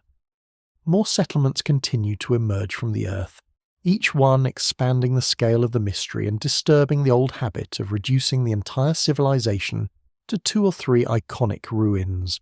Somewhere among those many sites lies another lesson waiting to surface, that the Indus Valley was never just a pair of dead cities, but a vast constellation of human worlds, and the more widely that constellation spreads, the harder it becomes to say where its centre truly was. The map keeps refusing simplicity. Just when the imagination begins to settle around a few powerful names, Harappa, Mohenjo-daro, Dholavira, the earth quietly objects. More sites surface, more settlement patterns appear, more local histories begin to gather beneath the broader title of the Indus civilization, and with each new point on the map, the old instinct to think in singular terms weakens a little further. What had once seemed like a story centered on a handful of monumental ruins slowly reveals itself as something far wider, more diffuse, and perhaps more difficult to remember because of that very breadth. This is where the civilization begins to feel less like a city and more like a constellation. Rakhigarhi has played an important role in this widening vision. Its scale alone has forced many to reconsider the mental geography of the Harappan world. For a long time, public imagination was content to let a few famous excavated cities represent the whole. But a civilization does not become vast simply because the modern world prefers a neat list of emblematic ruins. It becomes vast because people lived across many environments, because communities formed networks, because life repeated itself in large centres and small ones alike, because the logic of a civilization is rarely contained inside its most photogenic remains. There is something almost humbling in that correction. Modern memory often favours the monumental and the already familiar. It returns to the places most often photographed, most often written about, most easily folded into textbook mythology. But civilizations are not built only by their famous cities. They are built by the many settlements that supplied them, echoed them, adapted them, and sometimes outlived them in altered form. When archaeology broadens the Harappan landscape, it does more than add new sites to an inventory. It changes the emotional structure of the story. The listener is no longer wandering through an isolated wonder. The listener is moving through a world, and worlds are harder to summarize. Rakhigarhi, like several other sites that have drawn increasing attention, does not merely enlarge the map, it unsettles inherited habits of interpretation. If the Indus civilization stretched across such a wide area, then questions about governance, trade, language, environmental adaptation and decline all become more complex. A large civilization does not experience change evenly. A river shift may devastate one region and barely touch another. A trade disruption may wound a manufacturing centre, while a more rural settlement adapts. A symbolic system may look coherent from a distance but feel varied in local practice. The larger the Harappan sphere becomes, the less satisfying any single story of its life or transformation can be. That is not a weakness. It may be one of the civilization's most revealing truths. Perhaps what has made the Indus world so difficult to grasp is not only the unread script or the absence of obvious royal narration, but the simple fact that it was distributed. It did not concentrate all of its meaning into one sacred capital or one ruling inscriptional tradition. It lived across many places at once. Its unity, whatever precise form that unity took, was broad enough to hold variety without dissolving immediately into chaos. And that kind of civilization can be strangely elusive to later minds, because later minds often prefer histories that can be anchored to a single throne, a single dynasty, a single ceremonial centre. The Harappan world seems to resist such anchoring. Smaller settlements matter profoundly in this resistance. They force a reconsideration of scale and of civilizational everydayness. The great cities display planning, administration, and urban concentration, but the smaller sites reveal how far the civilizational fabric extended into ordinary life.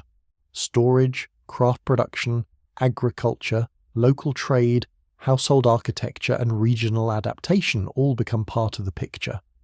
This makes the Indus civilization feel less like an exceptional anomaly and more like a lived system, with rhythms repeated across distance. The same civilization that built famous baths and reservoirs also depended on quieter places where grain was handled, tools were made, families endured the seasons, and regional knowledge shaped survival. In this way, archaeology becomes not only a science of discovery, but a discipline of dethronement. It dethrones the assumption that only the largest ruins matter. It dethrones the old tendency to define a civilization from its most spectacular fragments alone. And in the case of the Indus Valley, that dethronement is especially important, because the civilization's true form may have always depended on distribution more than display. There is a philosophical unease in that idea. Human memory likes centres. It likes capitals, founders, decisive moments. Distributed civilizations ask more patience from the future. They are harder to mythologize cleanly. Their achievements are often infrastructural, environmental, social, and cumulative, rather than concentrated in one unforgettable symbol. They can be immense, and yet strangely vulnerable to underestimation, precisely because no single ruin bears the full burden of representing them. That may be part of why the Harappan world lingered for so long in the shadow of better publicized ancient powers. It did not flatter the storytelling instincts later historians inherited. It offered no easy king list to memorize, no triumphal inscription to quote, no pyramid-like image to simplify the imagination. Instead, it left a wide scatter of sites, a disciplined material culture, a mysterious script, and an enormous demand for interpretation. The civilization asked to be understood as a system, and systems are always harder to romanticize than heroes, yet the romance remains, only in a different register.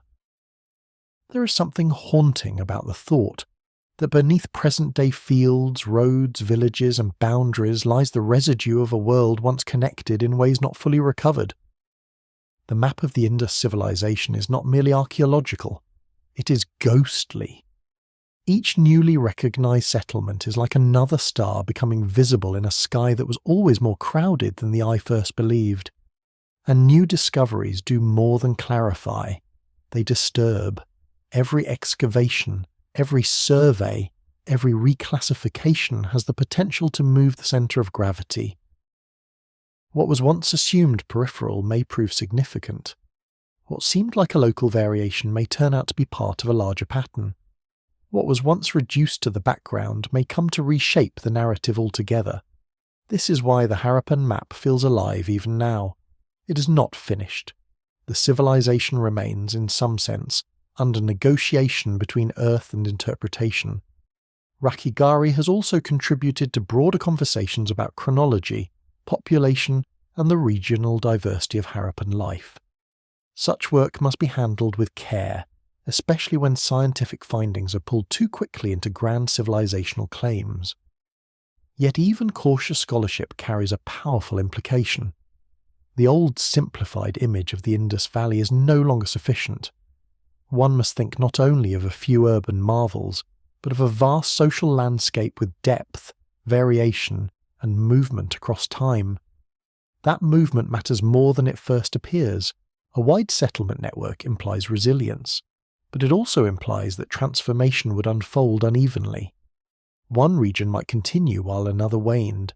One cluster of communities might adapt to environmental change while another thinned into archaeological silence. This could help explain why the so-called end of the civilization remained so difficult to define. Perhaps it was difficult to define because there was no single ending to witness. A distributed world does not necessarily collapse like a palace. It may fade in patches, reconfigure in layers, survive in fragments, and leave the future arguing over whether it truly ended at all. This possibility adds another layer to the mystery. The Indus civilization may have been overlooked not only because its script is unread, but because its very structure challenged the habits of history writing that came later. A civilization spread across many settlements, expressed through shared material logic rather than loud dynastic proclamation, is easier to lose in memory. It is not less advanced for that. If anything, it may have been more subtle. But subtlety is rarely kind to posterity, and so the map expands until it begins to feel almost morally instructive. It reminds the listener that history is often narrowed not by the past itself, but by the limits of attention. What is remembered as central may once have been only one node in a wider human field. What is taught as representative may be only the easiest fragment to display. The Harappan world keeps asking to be seen whole, even while the evidence arrives in parts. As that wider field settles into view, another question begins to glow at its edges. If this civilization was truly so extensive, so varied, so deeply inhabited across many different settlements, then the problem of understanding its inner life becomes even more urgent. Streets, reservoirs, beads, trade routes, and settlement patterns can carry the listener only so far. Beyond them lies another silence, older and stranger, the silence of belief. For what holds such a broad world together at the level of meaning? What did its people fear, purify, revere, repeat, or place beyond ordinary touch? The cities have shown their bones. The map has shown its scale. But somewhere inside baths, symbols, animal forms, and ritual spaces, another layer of the civilization is waiting, not to explain itself fully, but to suggest what kind of unseen order may once have lived behind its visible calm. Belief rarely survives in the form it once inhabited. Temples collapse, rites fall silent, sacred words lose their breath, and what remains to the future are fragments that look more certain than they truly are. A platform becomes a shrine in the modern imagination. A figurine becomes a goddess. A basin becomes a ritual chamber.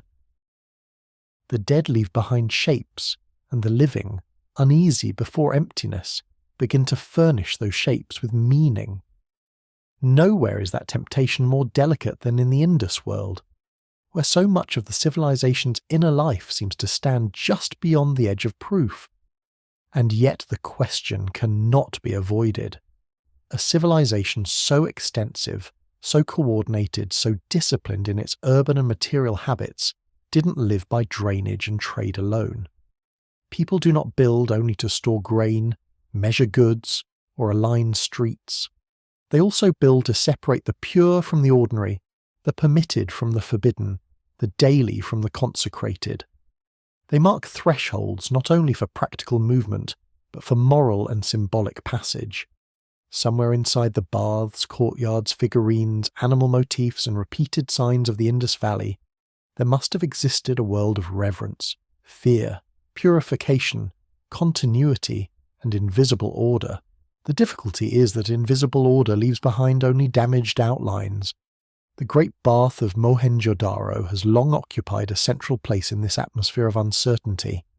Even to look at it is to feel that something more than utility may have been present there. The structure carries a formality that resists reduction. Carefully made, centrally situated, watertight, approached in controlled ways, it seems to invite the thought of ritual. And water, throughout the Harappan world, has already appeared not merely as a practical necessity, but as a recurring element in the choreography of urban life. Wells are numerous, drainage is careful, the management of cleanliness appears unusually prominent. Such patterns do not prove religion, but they do suggest that water may have carried meanings beyond thirst.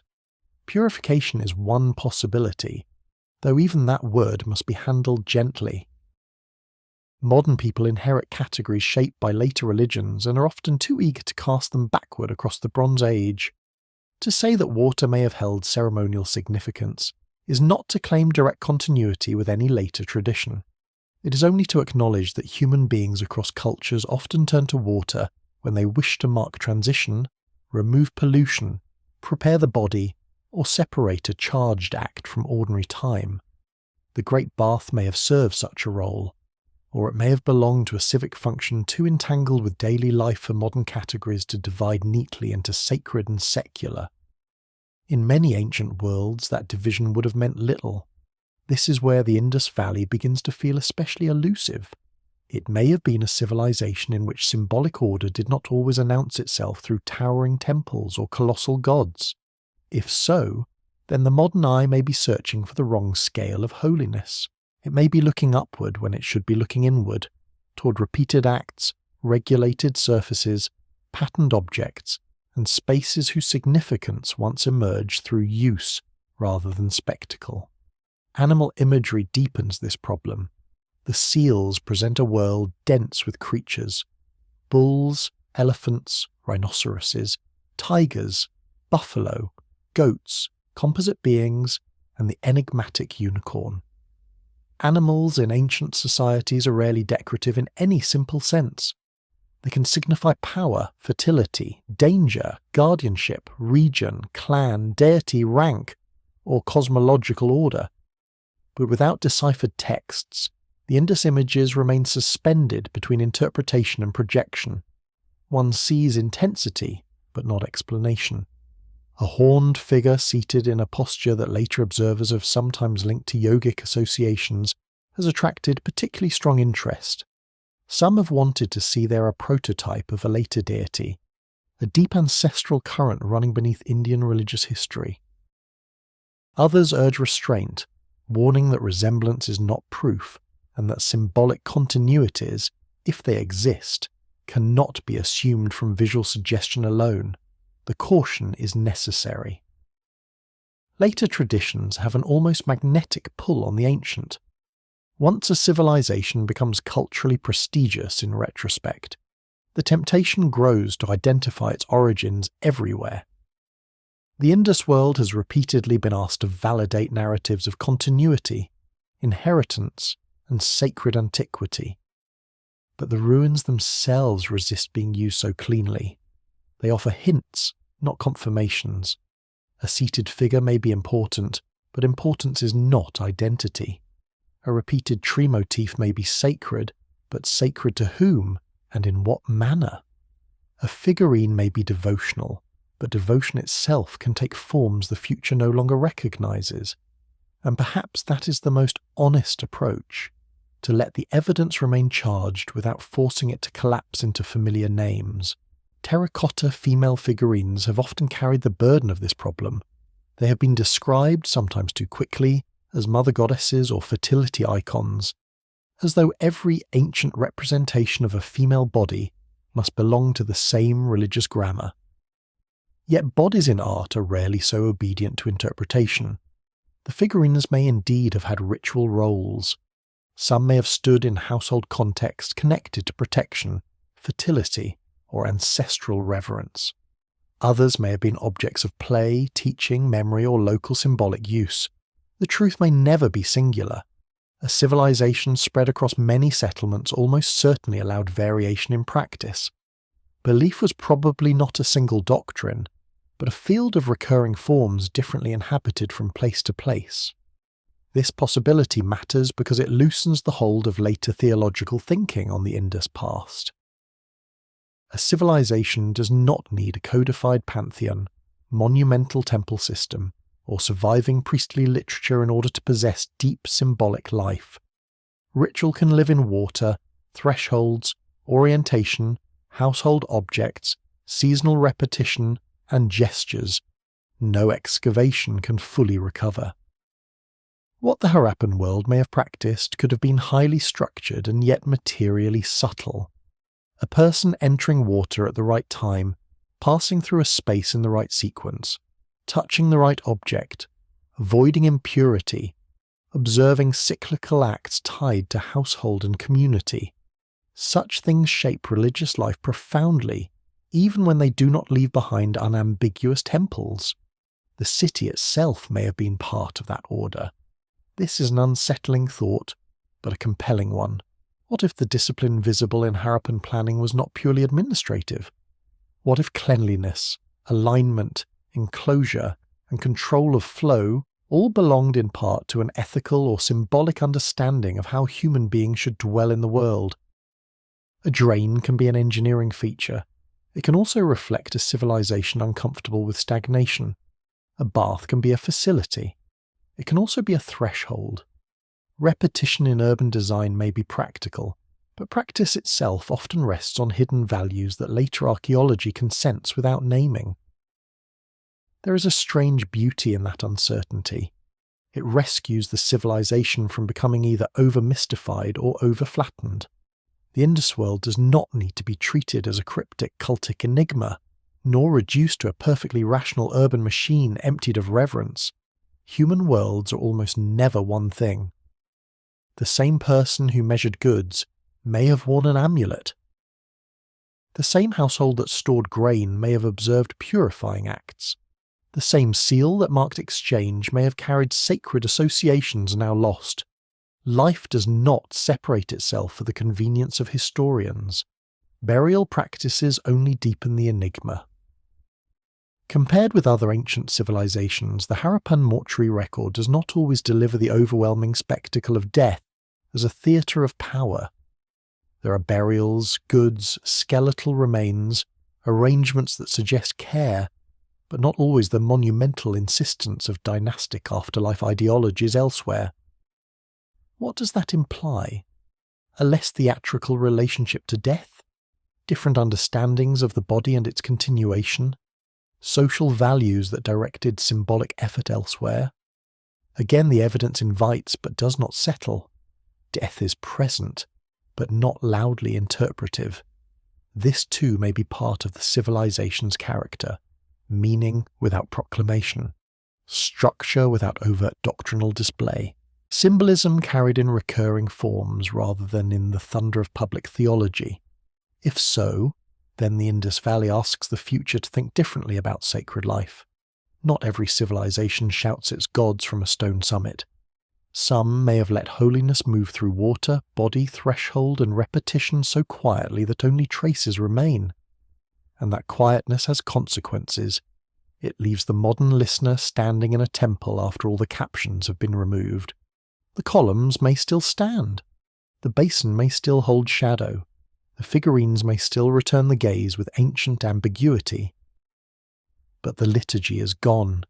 The names are gone. The ordinary acts that once made the place intelligible have drifted out of time. Still, the pressure of belief remains. One feels it in the great bath's solemn form, in the animal-laden seals, in the repeated concern with order and controlled spaces, in the figurines handled at close range, in the sense that this civilization inhabited more than material efficiency. It inhabited meanings that did not survive in words. The listener can come no closer than this, to acknowledge that the Indus world almost certainly possessed profound symbolic structures, but that those structures now survive only as reflected light, and reflected light is enough to guide the journey onward. Because once a civilization's sacred atmosphere has been sensed, however dimly, the question of death returns with greater force. If the living purified, mark thresholds, and moved within an unseen order, then how did they meet the dead? What traces did mortality leave in a civilization so skilled at silence? Somewhere among graves, skeletons, and the long arguments built around them lies another dangerous temptation, the temptation to explain the end of a world through the bones of those who could no longer resist being turned into evidence. The dead are patient in a way the living rarely understand. They do not argue with the stories built around them. They do not correct the scholar leaning too heavily over a fractured skull. They do not protest when their silence is turned into certainty. In the Indus world, where so much already resists explanation, the dead have been asked to bear a burden greater than most ruins can endure. They have been summoned as witnesses to collapse, to violence, to invasion, to civilizational endings dramatic enough to satisfy the modern hunger for a final scene. And yet bones, like cities, do not always say what later ages need them to say. At first glance, the impulse is understandable. If the script remains unread and the great cities no longer speak in public monuments, then perhaps the graves might yield what the streets will not. Perhaps the bodies, arranged in burial grounds or found in unusual circumstances, could reveal the truth of what happened when Harappan order began to loosen. It is an old instinct in archaeology, and perhaps an unavoidable one. The dead seem closer to the last chapter than the living debris of earlier prosperity. If an ending came in fear, surely the bones would remember. But bones remember differently. The Indus civilization did leave burials, though not on the spectacular scale of some other ancient worlds. Cemeteries, grave goods, skeletal remains, bodily arrangements, these all offer glimpses into how the dead were treated, but they do not immediately deliver a clear theology or a single social code. Some burials appear careful, restrained, and relatively modest. There are gestures of regard, but not always the theatrical excess that later civilizations used to turn death into a display of cosmic hierarchy. This alone is suggestive. It does not mean the Harappans lacked deep beliefs about death. It may mean only that their symbolic investment lay elsewhere, or that their ways of honouring the dead did not depend on monumental self-advertisement. Still, the modern imagination has often been drawn less to the ordinary burials than to the more troubling skeletal finds associated with urban ruins, especially at Mohenjo-daro. In earlier phases of interpretation, such finds helped nourish one of the most influential and dramatic theories about the civilization's decline. The idea that the Indus world had been overrun by invading outsiders, often framed through older Aryan invasion narratives that sought to explain the end of the cities through conquest and destruction. Skeletons found in awkward positions, unburied or clustered in ways that appeared unsettling, were drawn into this story as if they were the frozen final frame of civilizational murder. It was a powerful image. Too powerful, perhaps. The problem with powerful images is that they often arrive before the evidence has been taught how to resist them. Early archaeological interpretation, shaped by the intellectual climate of its time, was often eager for decisive endings. A great civilization should, according to that habit of thought, end in some equally great calamity. Invasion fit the appetite. It provided movement, conflict, replacement, a narrative sharp enough to remember. It also conveniently aligned with broader theories that sought to explain large historical transitions through incoming populations and dramatic rupture. But later scrutiny complicated this picture, and in some cases dissolved much of its force. The skeletal evidence at Mohenjo-daro, once treated almost as a massacre tableau, does not bear that weight so cleanly. The remains were not all necessarily contemporaneous. Their contexts were more complex than first imagined. Some may belong to different phases, different circumstances, different kinds of death not reducible to one violent episode. Archaeology, when it matures, often becomes an education in disappointment, not because truth vanishes, but because simplistic truth does. The dead remain, but the story imposed upon them weakens. This does not prove that violence never touched the Harappan world. No civilization spread across such a large and long-lived landscape could have been entirely free of conflict, local tension, or episodes of human cruelty. That would be romanticism, not honesty. The point is narrower and more difficult.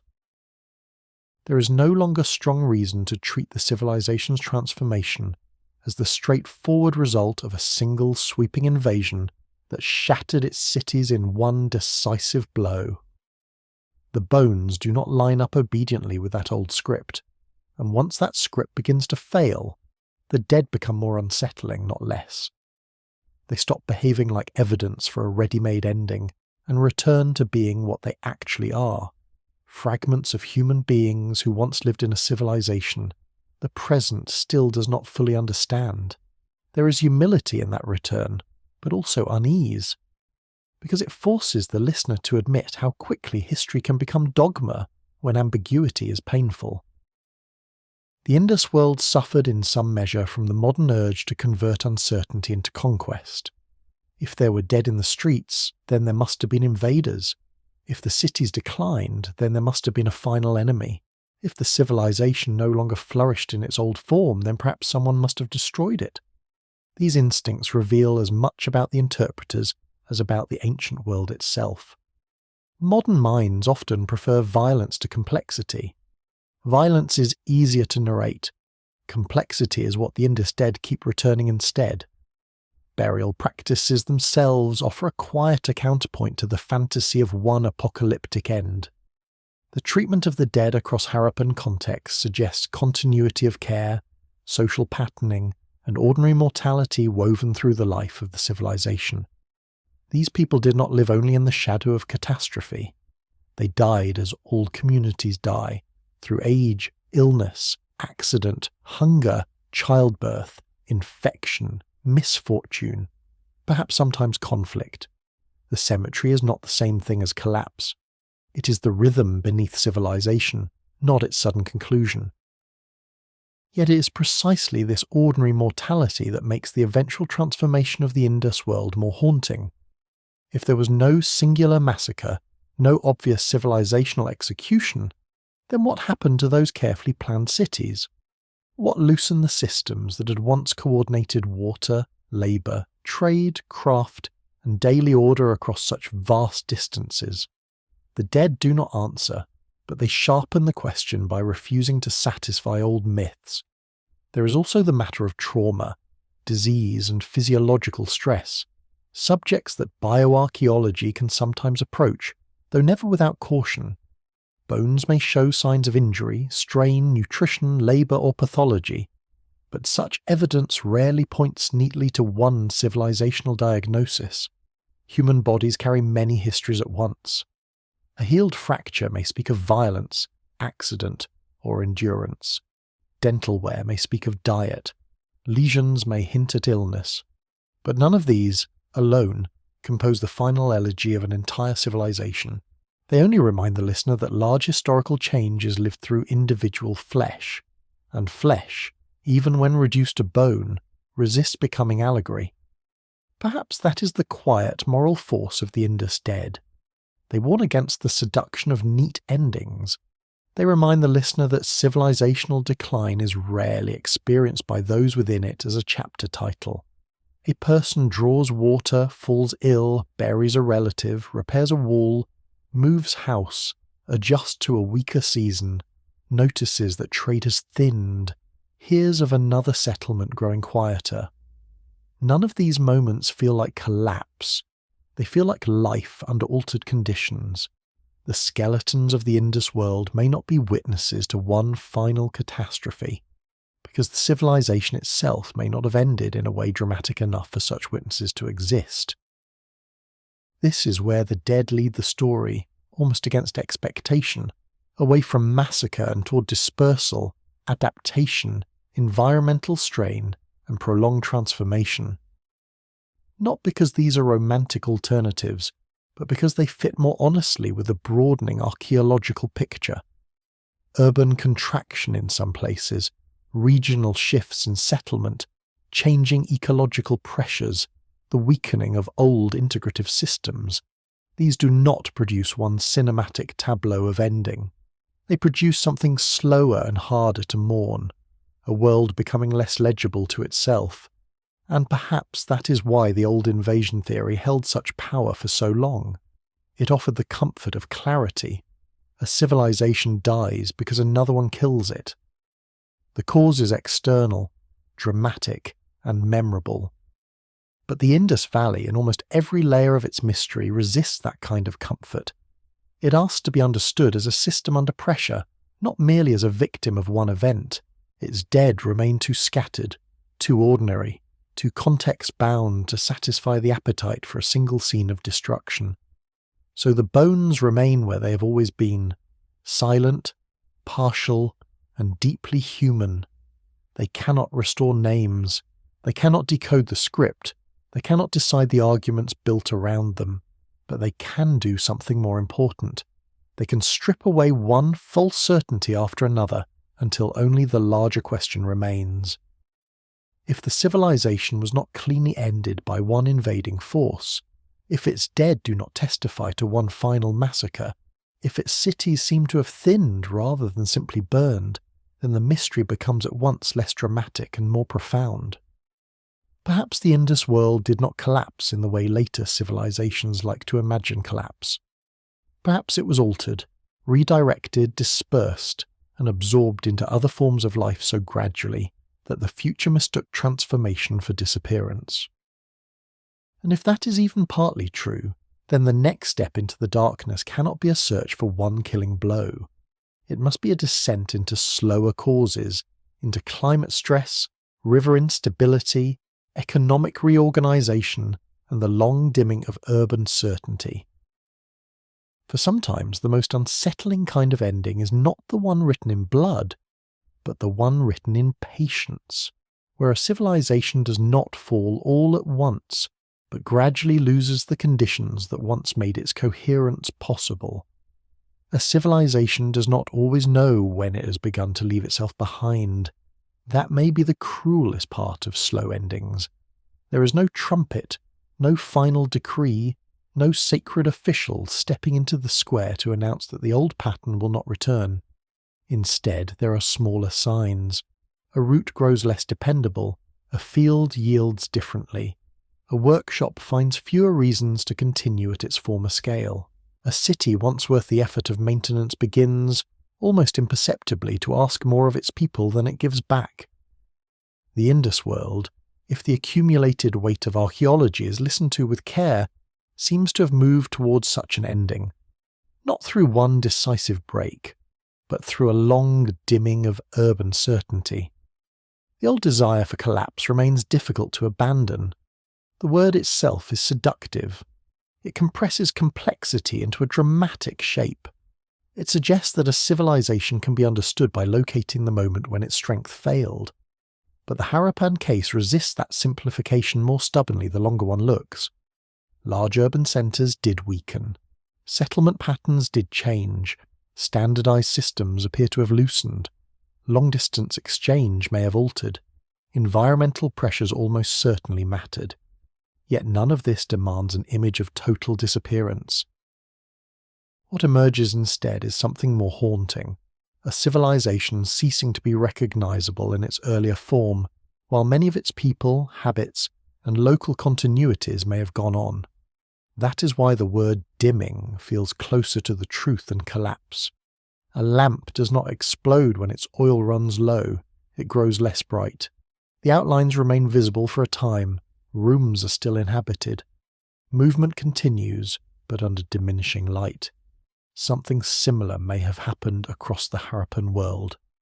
The great cities that once concentrated labour, exchange, and urban coordination did not all vanish overnight. Nor did every region experience transformation in the same tempo. Some places may have contracted earlier, Others may have persisted through adaptation. The archaeological pattern suggests not one synchronized ending, but a long reorganization of life across landscapes that were becoming harder to inhabit in the old way. Environmental change stands near the center of this reorganization, though not as a simple villain. Monsoon variability, river shifts, altered flood regimes, and related ecological pressures have all been studied as factors in the transformation of the civilization. None alone needs to be inflated into absolute explanation. The danger is always the same, to replace one overly neat theory with another, but taken together, these forces begin to suggest a world in which the old marriage between settlement, agriculture, water, and urban concentration was becoming less stable. The civilization had been brilliantly adapted to certain ecological rhythms. When those rhythms changed, brilliance did not disappear. It was forced to change its shape. One can imagine how subtle that pressure might first have felt. A single weaker season does not end a city. A single, altered channel does not erase a civilization. Human communities adjust. They store, reroute, migrate, negotiate, endure. But over generations, small ecological uncertainties accumulate into structural consequences. A place that once justified dense settlement may gradually cease to do so. A network once held together by dependable agricultural surplus and flowing routes may begin to fray. Standardization may weaken not because people forgot how to measure or build, but because the conditions that once made wide coordination worthwhile had shifted. That shift has a particular sadness to it. Civilizations often believe their form of order is more permanent than the circumstances that produced it. Streets imply future traffic.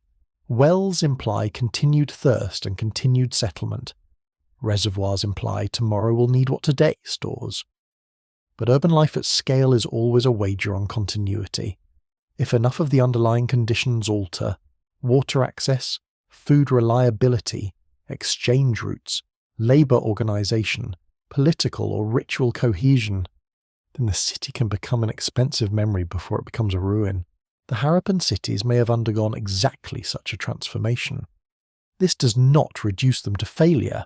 On the contrary, it restores historical dignity to their complexity. They were not childish experiments broken by one unlucky blow. They were sophisticated human systems negotiating pressures that no civilization fully controls. Their weakening, if that is the word, should not be imagined as stupidity meeting disaster. It should be imagined as intelligence meeting limits.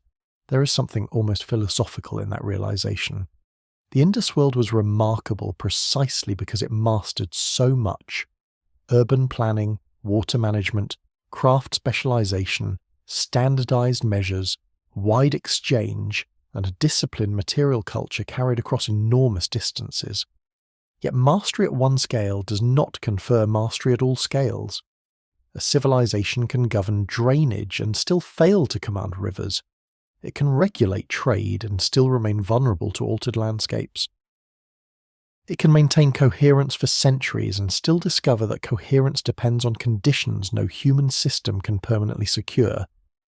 And when coherence begins to thin, people do what people have always done. They move. This movement is one of the most important clues to the Harappan transformation.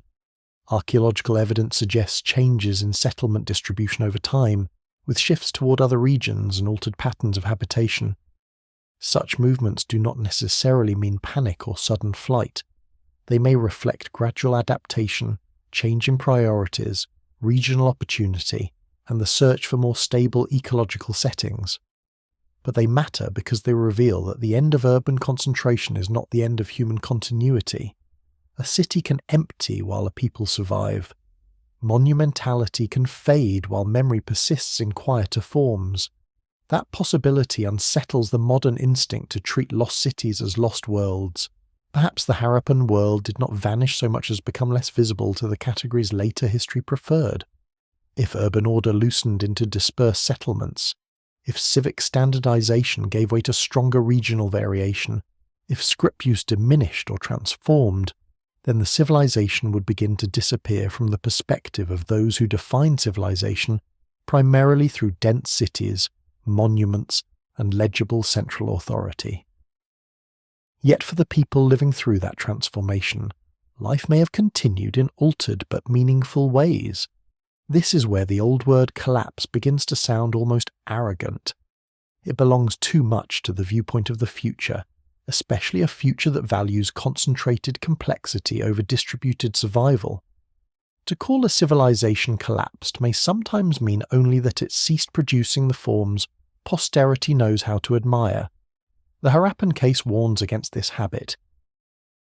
It asks whether dispersal, regionalization and transformation might be less like death and more like translation, though a translation so deep that later ages can no longer hear the original language inside it. Still, one should not romanticize the process. Slow endings are not gentle simply because they are gradual. A weakened monsoon, a changing river, a diminished urban economy, the thinning of trade, the loss of old social coordination. These are not abstract shifts.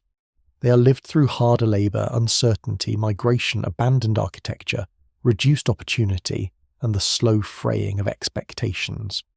Families would have felt it. Artisans would have felt it. Farmers, traders, builders, and children growing up in places already losing former coherence would have felt it. No final battle is needed for suffering to be real. The emotional power of the Harappan transformation lies precisely here.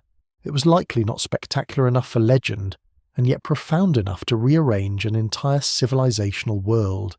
It did not produce a single epic ending that later poets could memorize.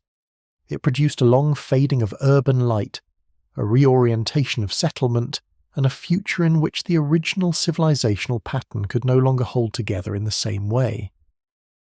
This is harder to narrate and perhaps closer to reality than most civilizational myths allow. And because it is harder to narrate, it has often been harder to remember. The future likes decisive ruins. It likes cities buried by ash, empires shattered by conquest, capitals destroyed in a year that can be written down. The Indus Valley offers something less obedient. It asks the listener to imagine a world where great cities slowly ceased to be the centre of things, where people continued but patterns changed, where memory thinned unevenly, and where the most important event may not have been destruction, but the loss of old conditions that once made a certain form of life possible. In that sense, the Harappan dimming was not only material, it was conceptual. A civilization that had once held together through standards, roots, urban concentration, and perhaps shared symbolic systems became less unified in visible form. And once visible unity weakens, later history begins to misplace the people who lived inside it. Their descendants may remain. Their habits may echo. Their agricultural knowledge, craft traditions, and patterns of settlement may continue in altered ways. But the civilization itself, as a named and recognizable totality, slips out of focus. This is where the journey begins to turn eastward and inward at once. If the cities grew quieter and the old urban brilliance no longer organized life in the same manner, then the question is no longer only why the civilization changed. The question becomes what survived that change, what passed onward when bricks were left behind. What forms of memory, practice, language, or symbolic habit travelled with those who moved into other landscapes?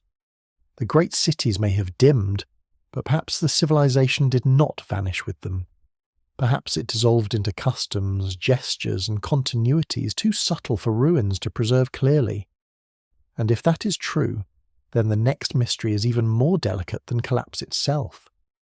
Whether a civilization can disappear from architecture yet continue, half hidden, inside the living inheritance of those who no longer call it by its ancient name. What survives when a civilization no longer survives as a city? The question is more difficult than it first appears because modern memory is deeply attached to stone.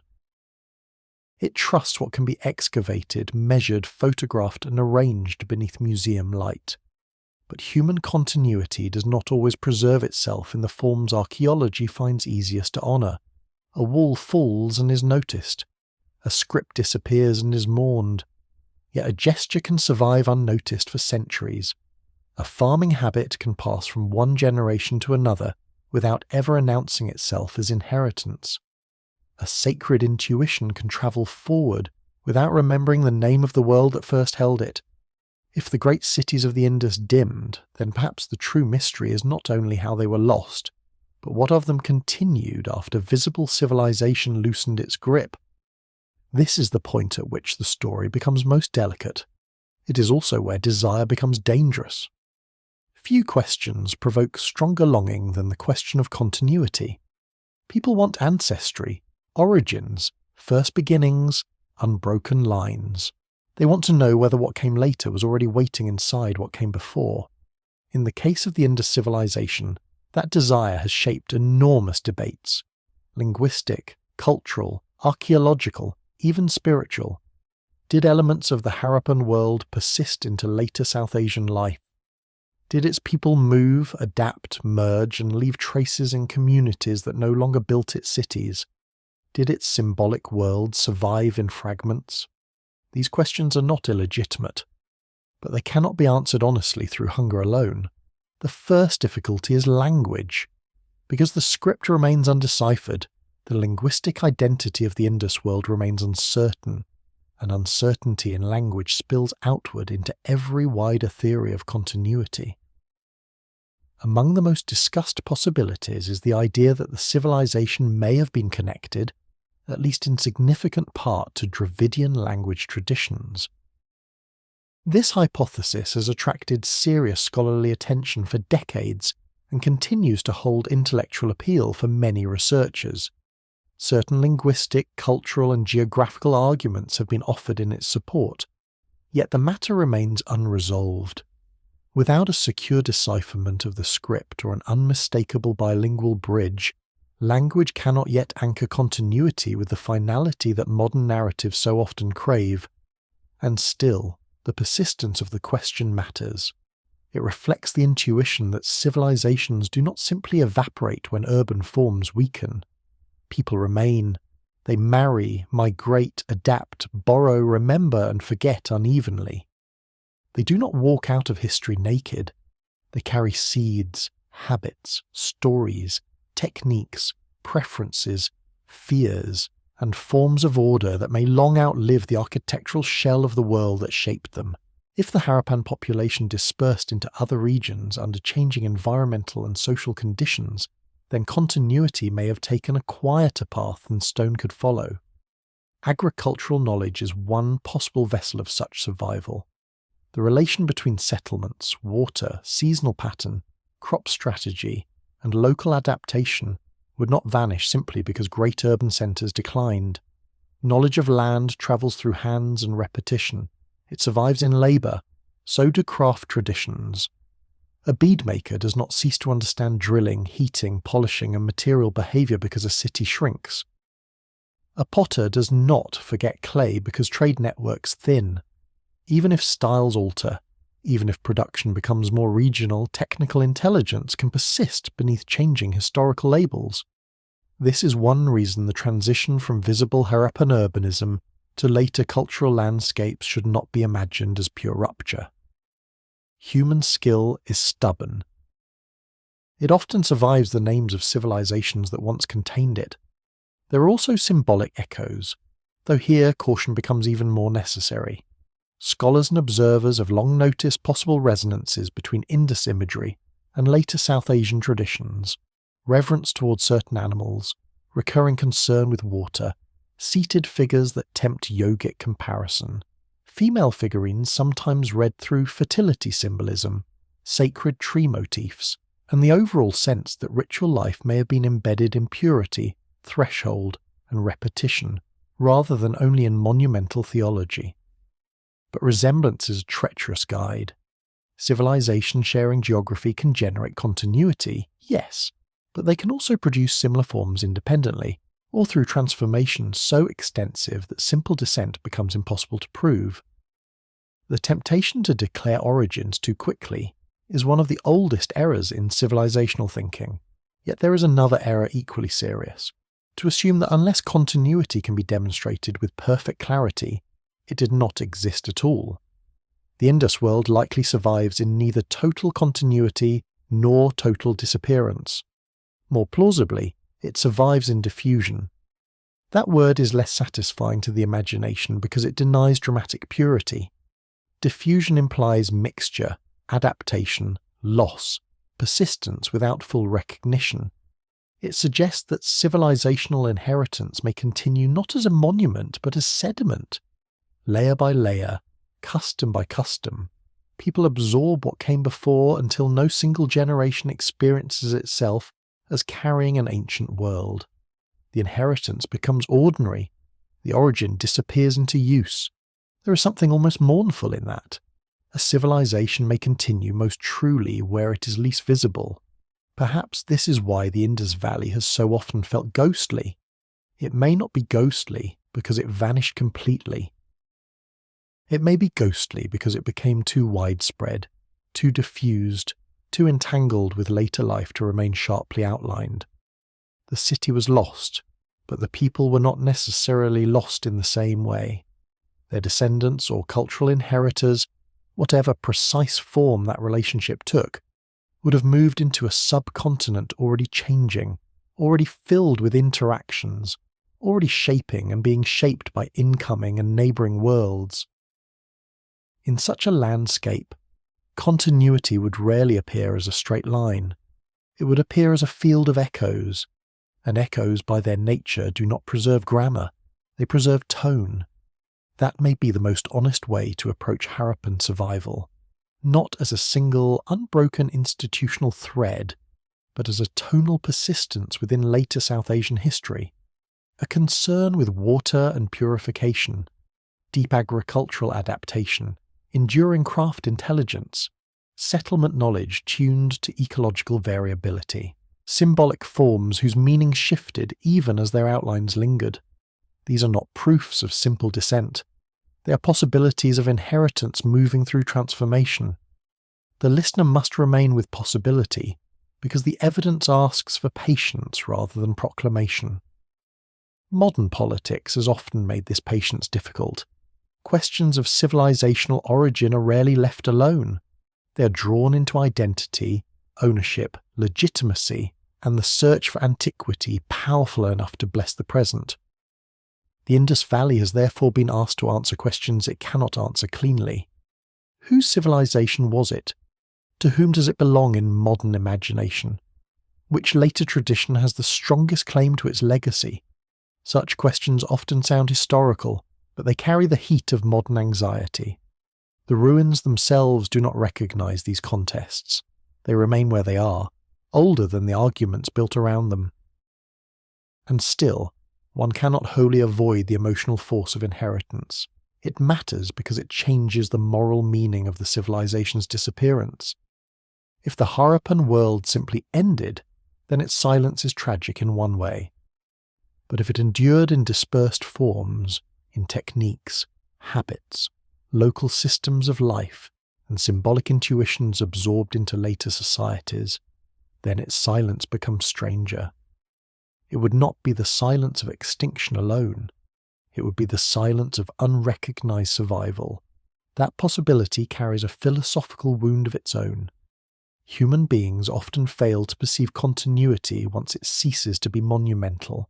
They mistake dispersal for death, diffusion for erasure, transformation for absence. A city abandoned is visible, a custom absorbed is not.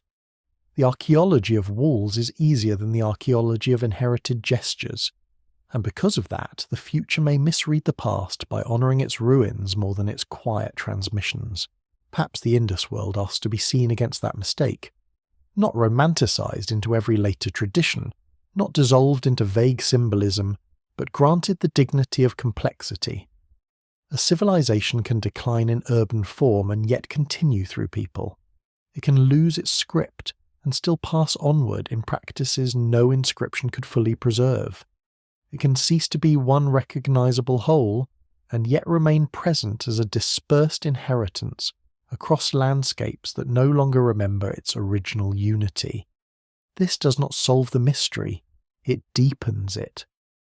Because once the possibility of continuity enters the story, the civilization is no longer merely a lost object beneath the earth. It becomes a question haunting the living. Not only what happened there, but what of there is still here, half hidden inside later worlds that may carry ancient residues without being reducible to them. The Harappan cities may have dimmed, but their disappearance no longer looks simple. It looks like transformation passing below the threshold of recognition. And when a civilization becomes difficult to recognize, another power enters the story, the power of those who later classify, excavate, divide, and narrate it. For memory is not shaped by evidence alone. It is also shaped by institutions, empires, museums, borders, and the modern hunger to assign ownership to the dead. The next layer of the Indus mystery lies there, not in ancient streets, but in the minds that recovered them, and in the systems that taught the world how and how not to see what had been buried. Long after the last Harappan streets lost their old certainty, another kind of order began to gather around them. It did not come from the civilization itself, but from those who unearthed it, named it, classified it, and placed it inside modern systems of knowledge. This, too, is part of the mystery. A civilization is not only buried by time, it is also reassembled by whoever finds it, and that reassembly is never innocent. Every excavation carries assumptions, every museum label chooses emphasis, every map, every textbook, every national narrative, every scholarly periodization turns fragments into a story, and stories, once stabilized, can become as powerful as the ruins they claim to describe. The Indus world has suffered, perhaps more than many ancient civilizations, from the pressure of modern framing. Part of this is simply because its script remains unread. Where ancient voices cannot be heard clearly, later interpreters inevitably speak louder. But another part comes from the historical conditions under which the civilization was first excavated and introduced to the wider world. Archaeology in South Asia developed under colonial structures of power, structures that did not merely uncover the past, but organized it according to imperial habits of thought. To classify a civilization is already to place it inside a hierarchy of interpretation. What counts as advanced? What counts as primitive? What counts as origin, rupture, continuity, or decline? These judgments are never made in a vacuum.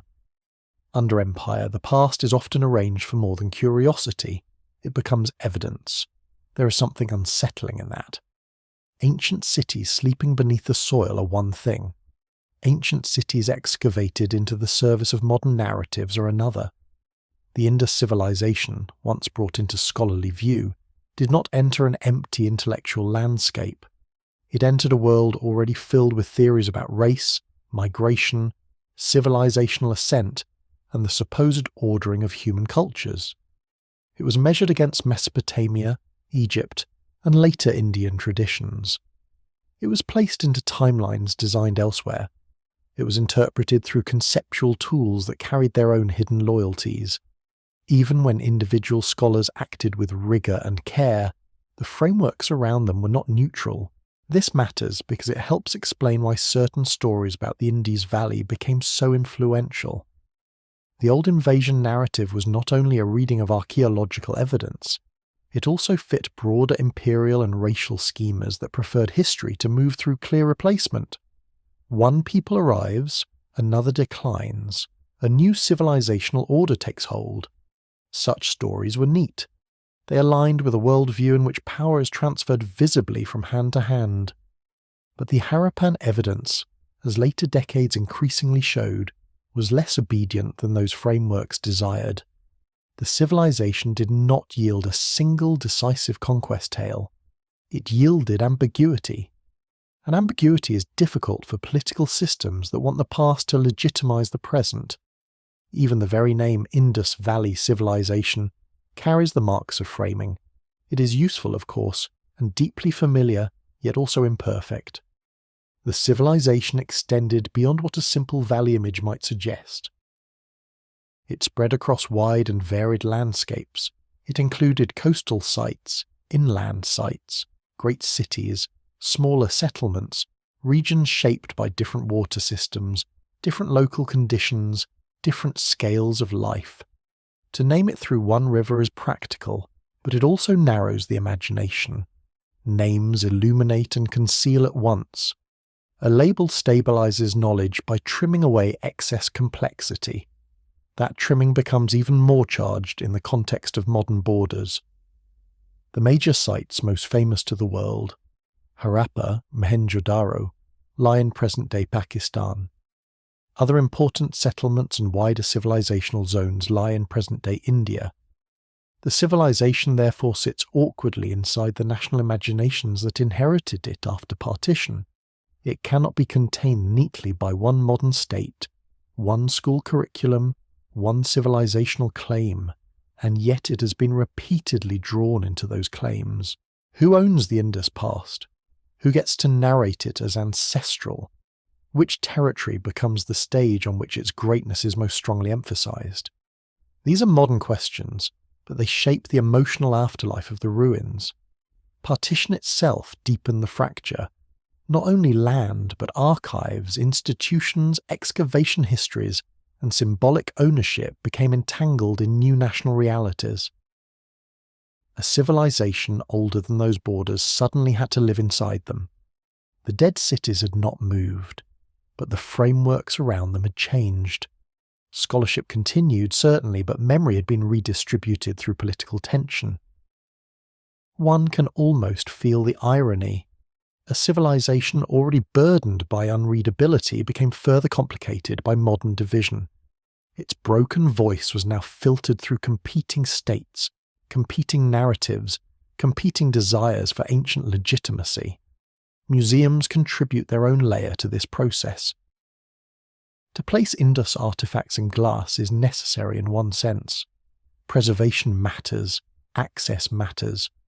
But museums also train perception.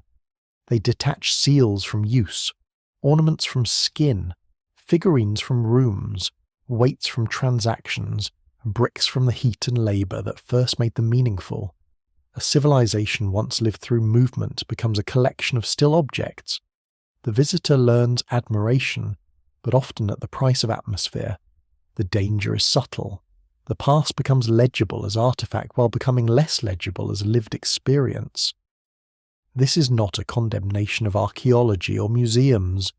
Without excavation, much of the Harappan world would have remained physically hidden. Without conservation, countless objects would have eroded into oblivion. The point is more difficult and more honest. Recovery is not the same thing as restoration. To uncover a civilization is also to transform it. The trench, the catalogue, the display case, the scholarly article, the documentary narration, each rescues the past and reshapes it simultaneously. The Indus Valley therefore asks not only archaeological questions, but epistemological ones. How does modern knowledge decide what a civilization is? What kinds of evidence become central, and what kinds remain secondary because they are harder to classify? Why do scripts matter more than gestures? Why do capitals matter more than distributed networks? Why do kings matter more than systems? These questions are not abstract. They touch the very reason the Harappan world remained for so long less present in global imagination than some of its contemporaries. It did not fit inherited expectations cleanly. It had cities, but not the same theatrical monumentalism. It had signs, but not deciphered texts. It had large-scale order, but not obvious royal self-advertisement. In other words, it challenged the categories through which modernity had learned to honour ancient greatness. Perhaps that is why the civilization can still feel strangely underseen. Not unknown exactly, but not fully granted the space it deserves in the broader myth of early human complexity. Some of this is changing. New excavations, expanded public scholarship, revised interpretations, and wider recognition have all helped disturb older simplifications. But disturbance is not the same as freedom. Every age builds its own Indus Valley in the mind.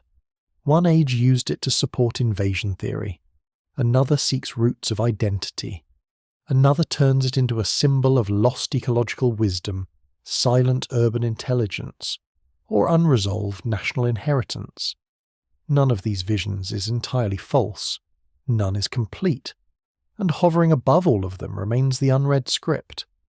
It is impossible not to return to it here, because the script has become more than an archaeological problem. It has become a symbol of all the ways the civilization escapes appropriation at the last moment. Modern institutions can date, map, classify, compare and narrate. They can argue over origin, continuity, ownership, and meaning. But the signs remain closed. The civilization does not fully surrender itself to those who wish to use it. There is a kind of dignity in that resistance. The seals and inscriptions survive like a final refusal. They permit study, not possession. This may be the most profound lesson in the entire journey. History is not simply discovered. It is mediated through power, through scholarship, through institutions, through borders, through the needs of the present. The Indus Valley stands at the intersection of all these forces. It is ancient, but it is also modern in the kinds of claims made upon it. It has been buried by earth and by interpretation, preserved by excavation, and altered by it, honoured by museums and reduced by them, invoked by nations and still not entirely claimed by any of them. The listener, after moving through bricks, baths, rivers, reservoirs, burials, and diffused continuities, now arrives at a different threshold. The mystery is no longer only in the civilization itself, it is also in the ways the modern world has taught itself to see and not see that civilization. Perhaps some silences are ancient, but perhaps others are manufactured later by the forms of attention history rewards, by the kinds of evidence institutions prefer, by the political hunger to make the dead serve the living. And once that thought takes hold, the final darkness of the story begins to shift. The question is no longer simply what the Indus Valley was.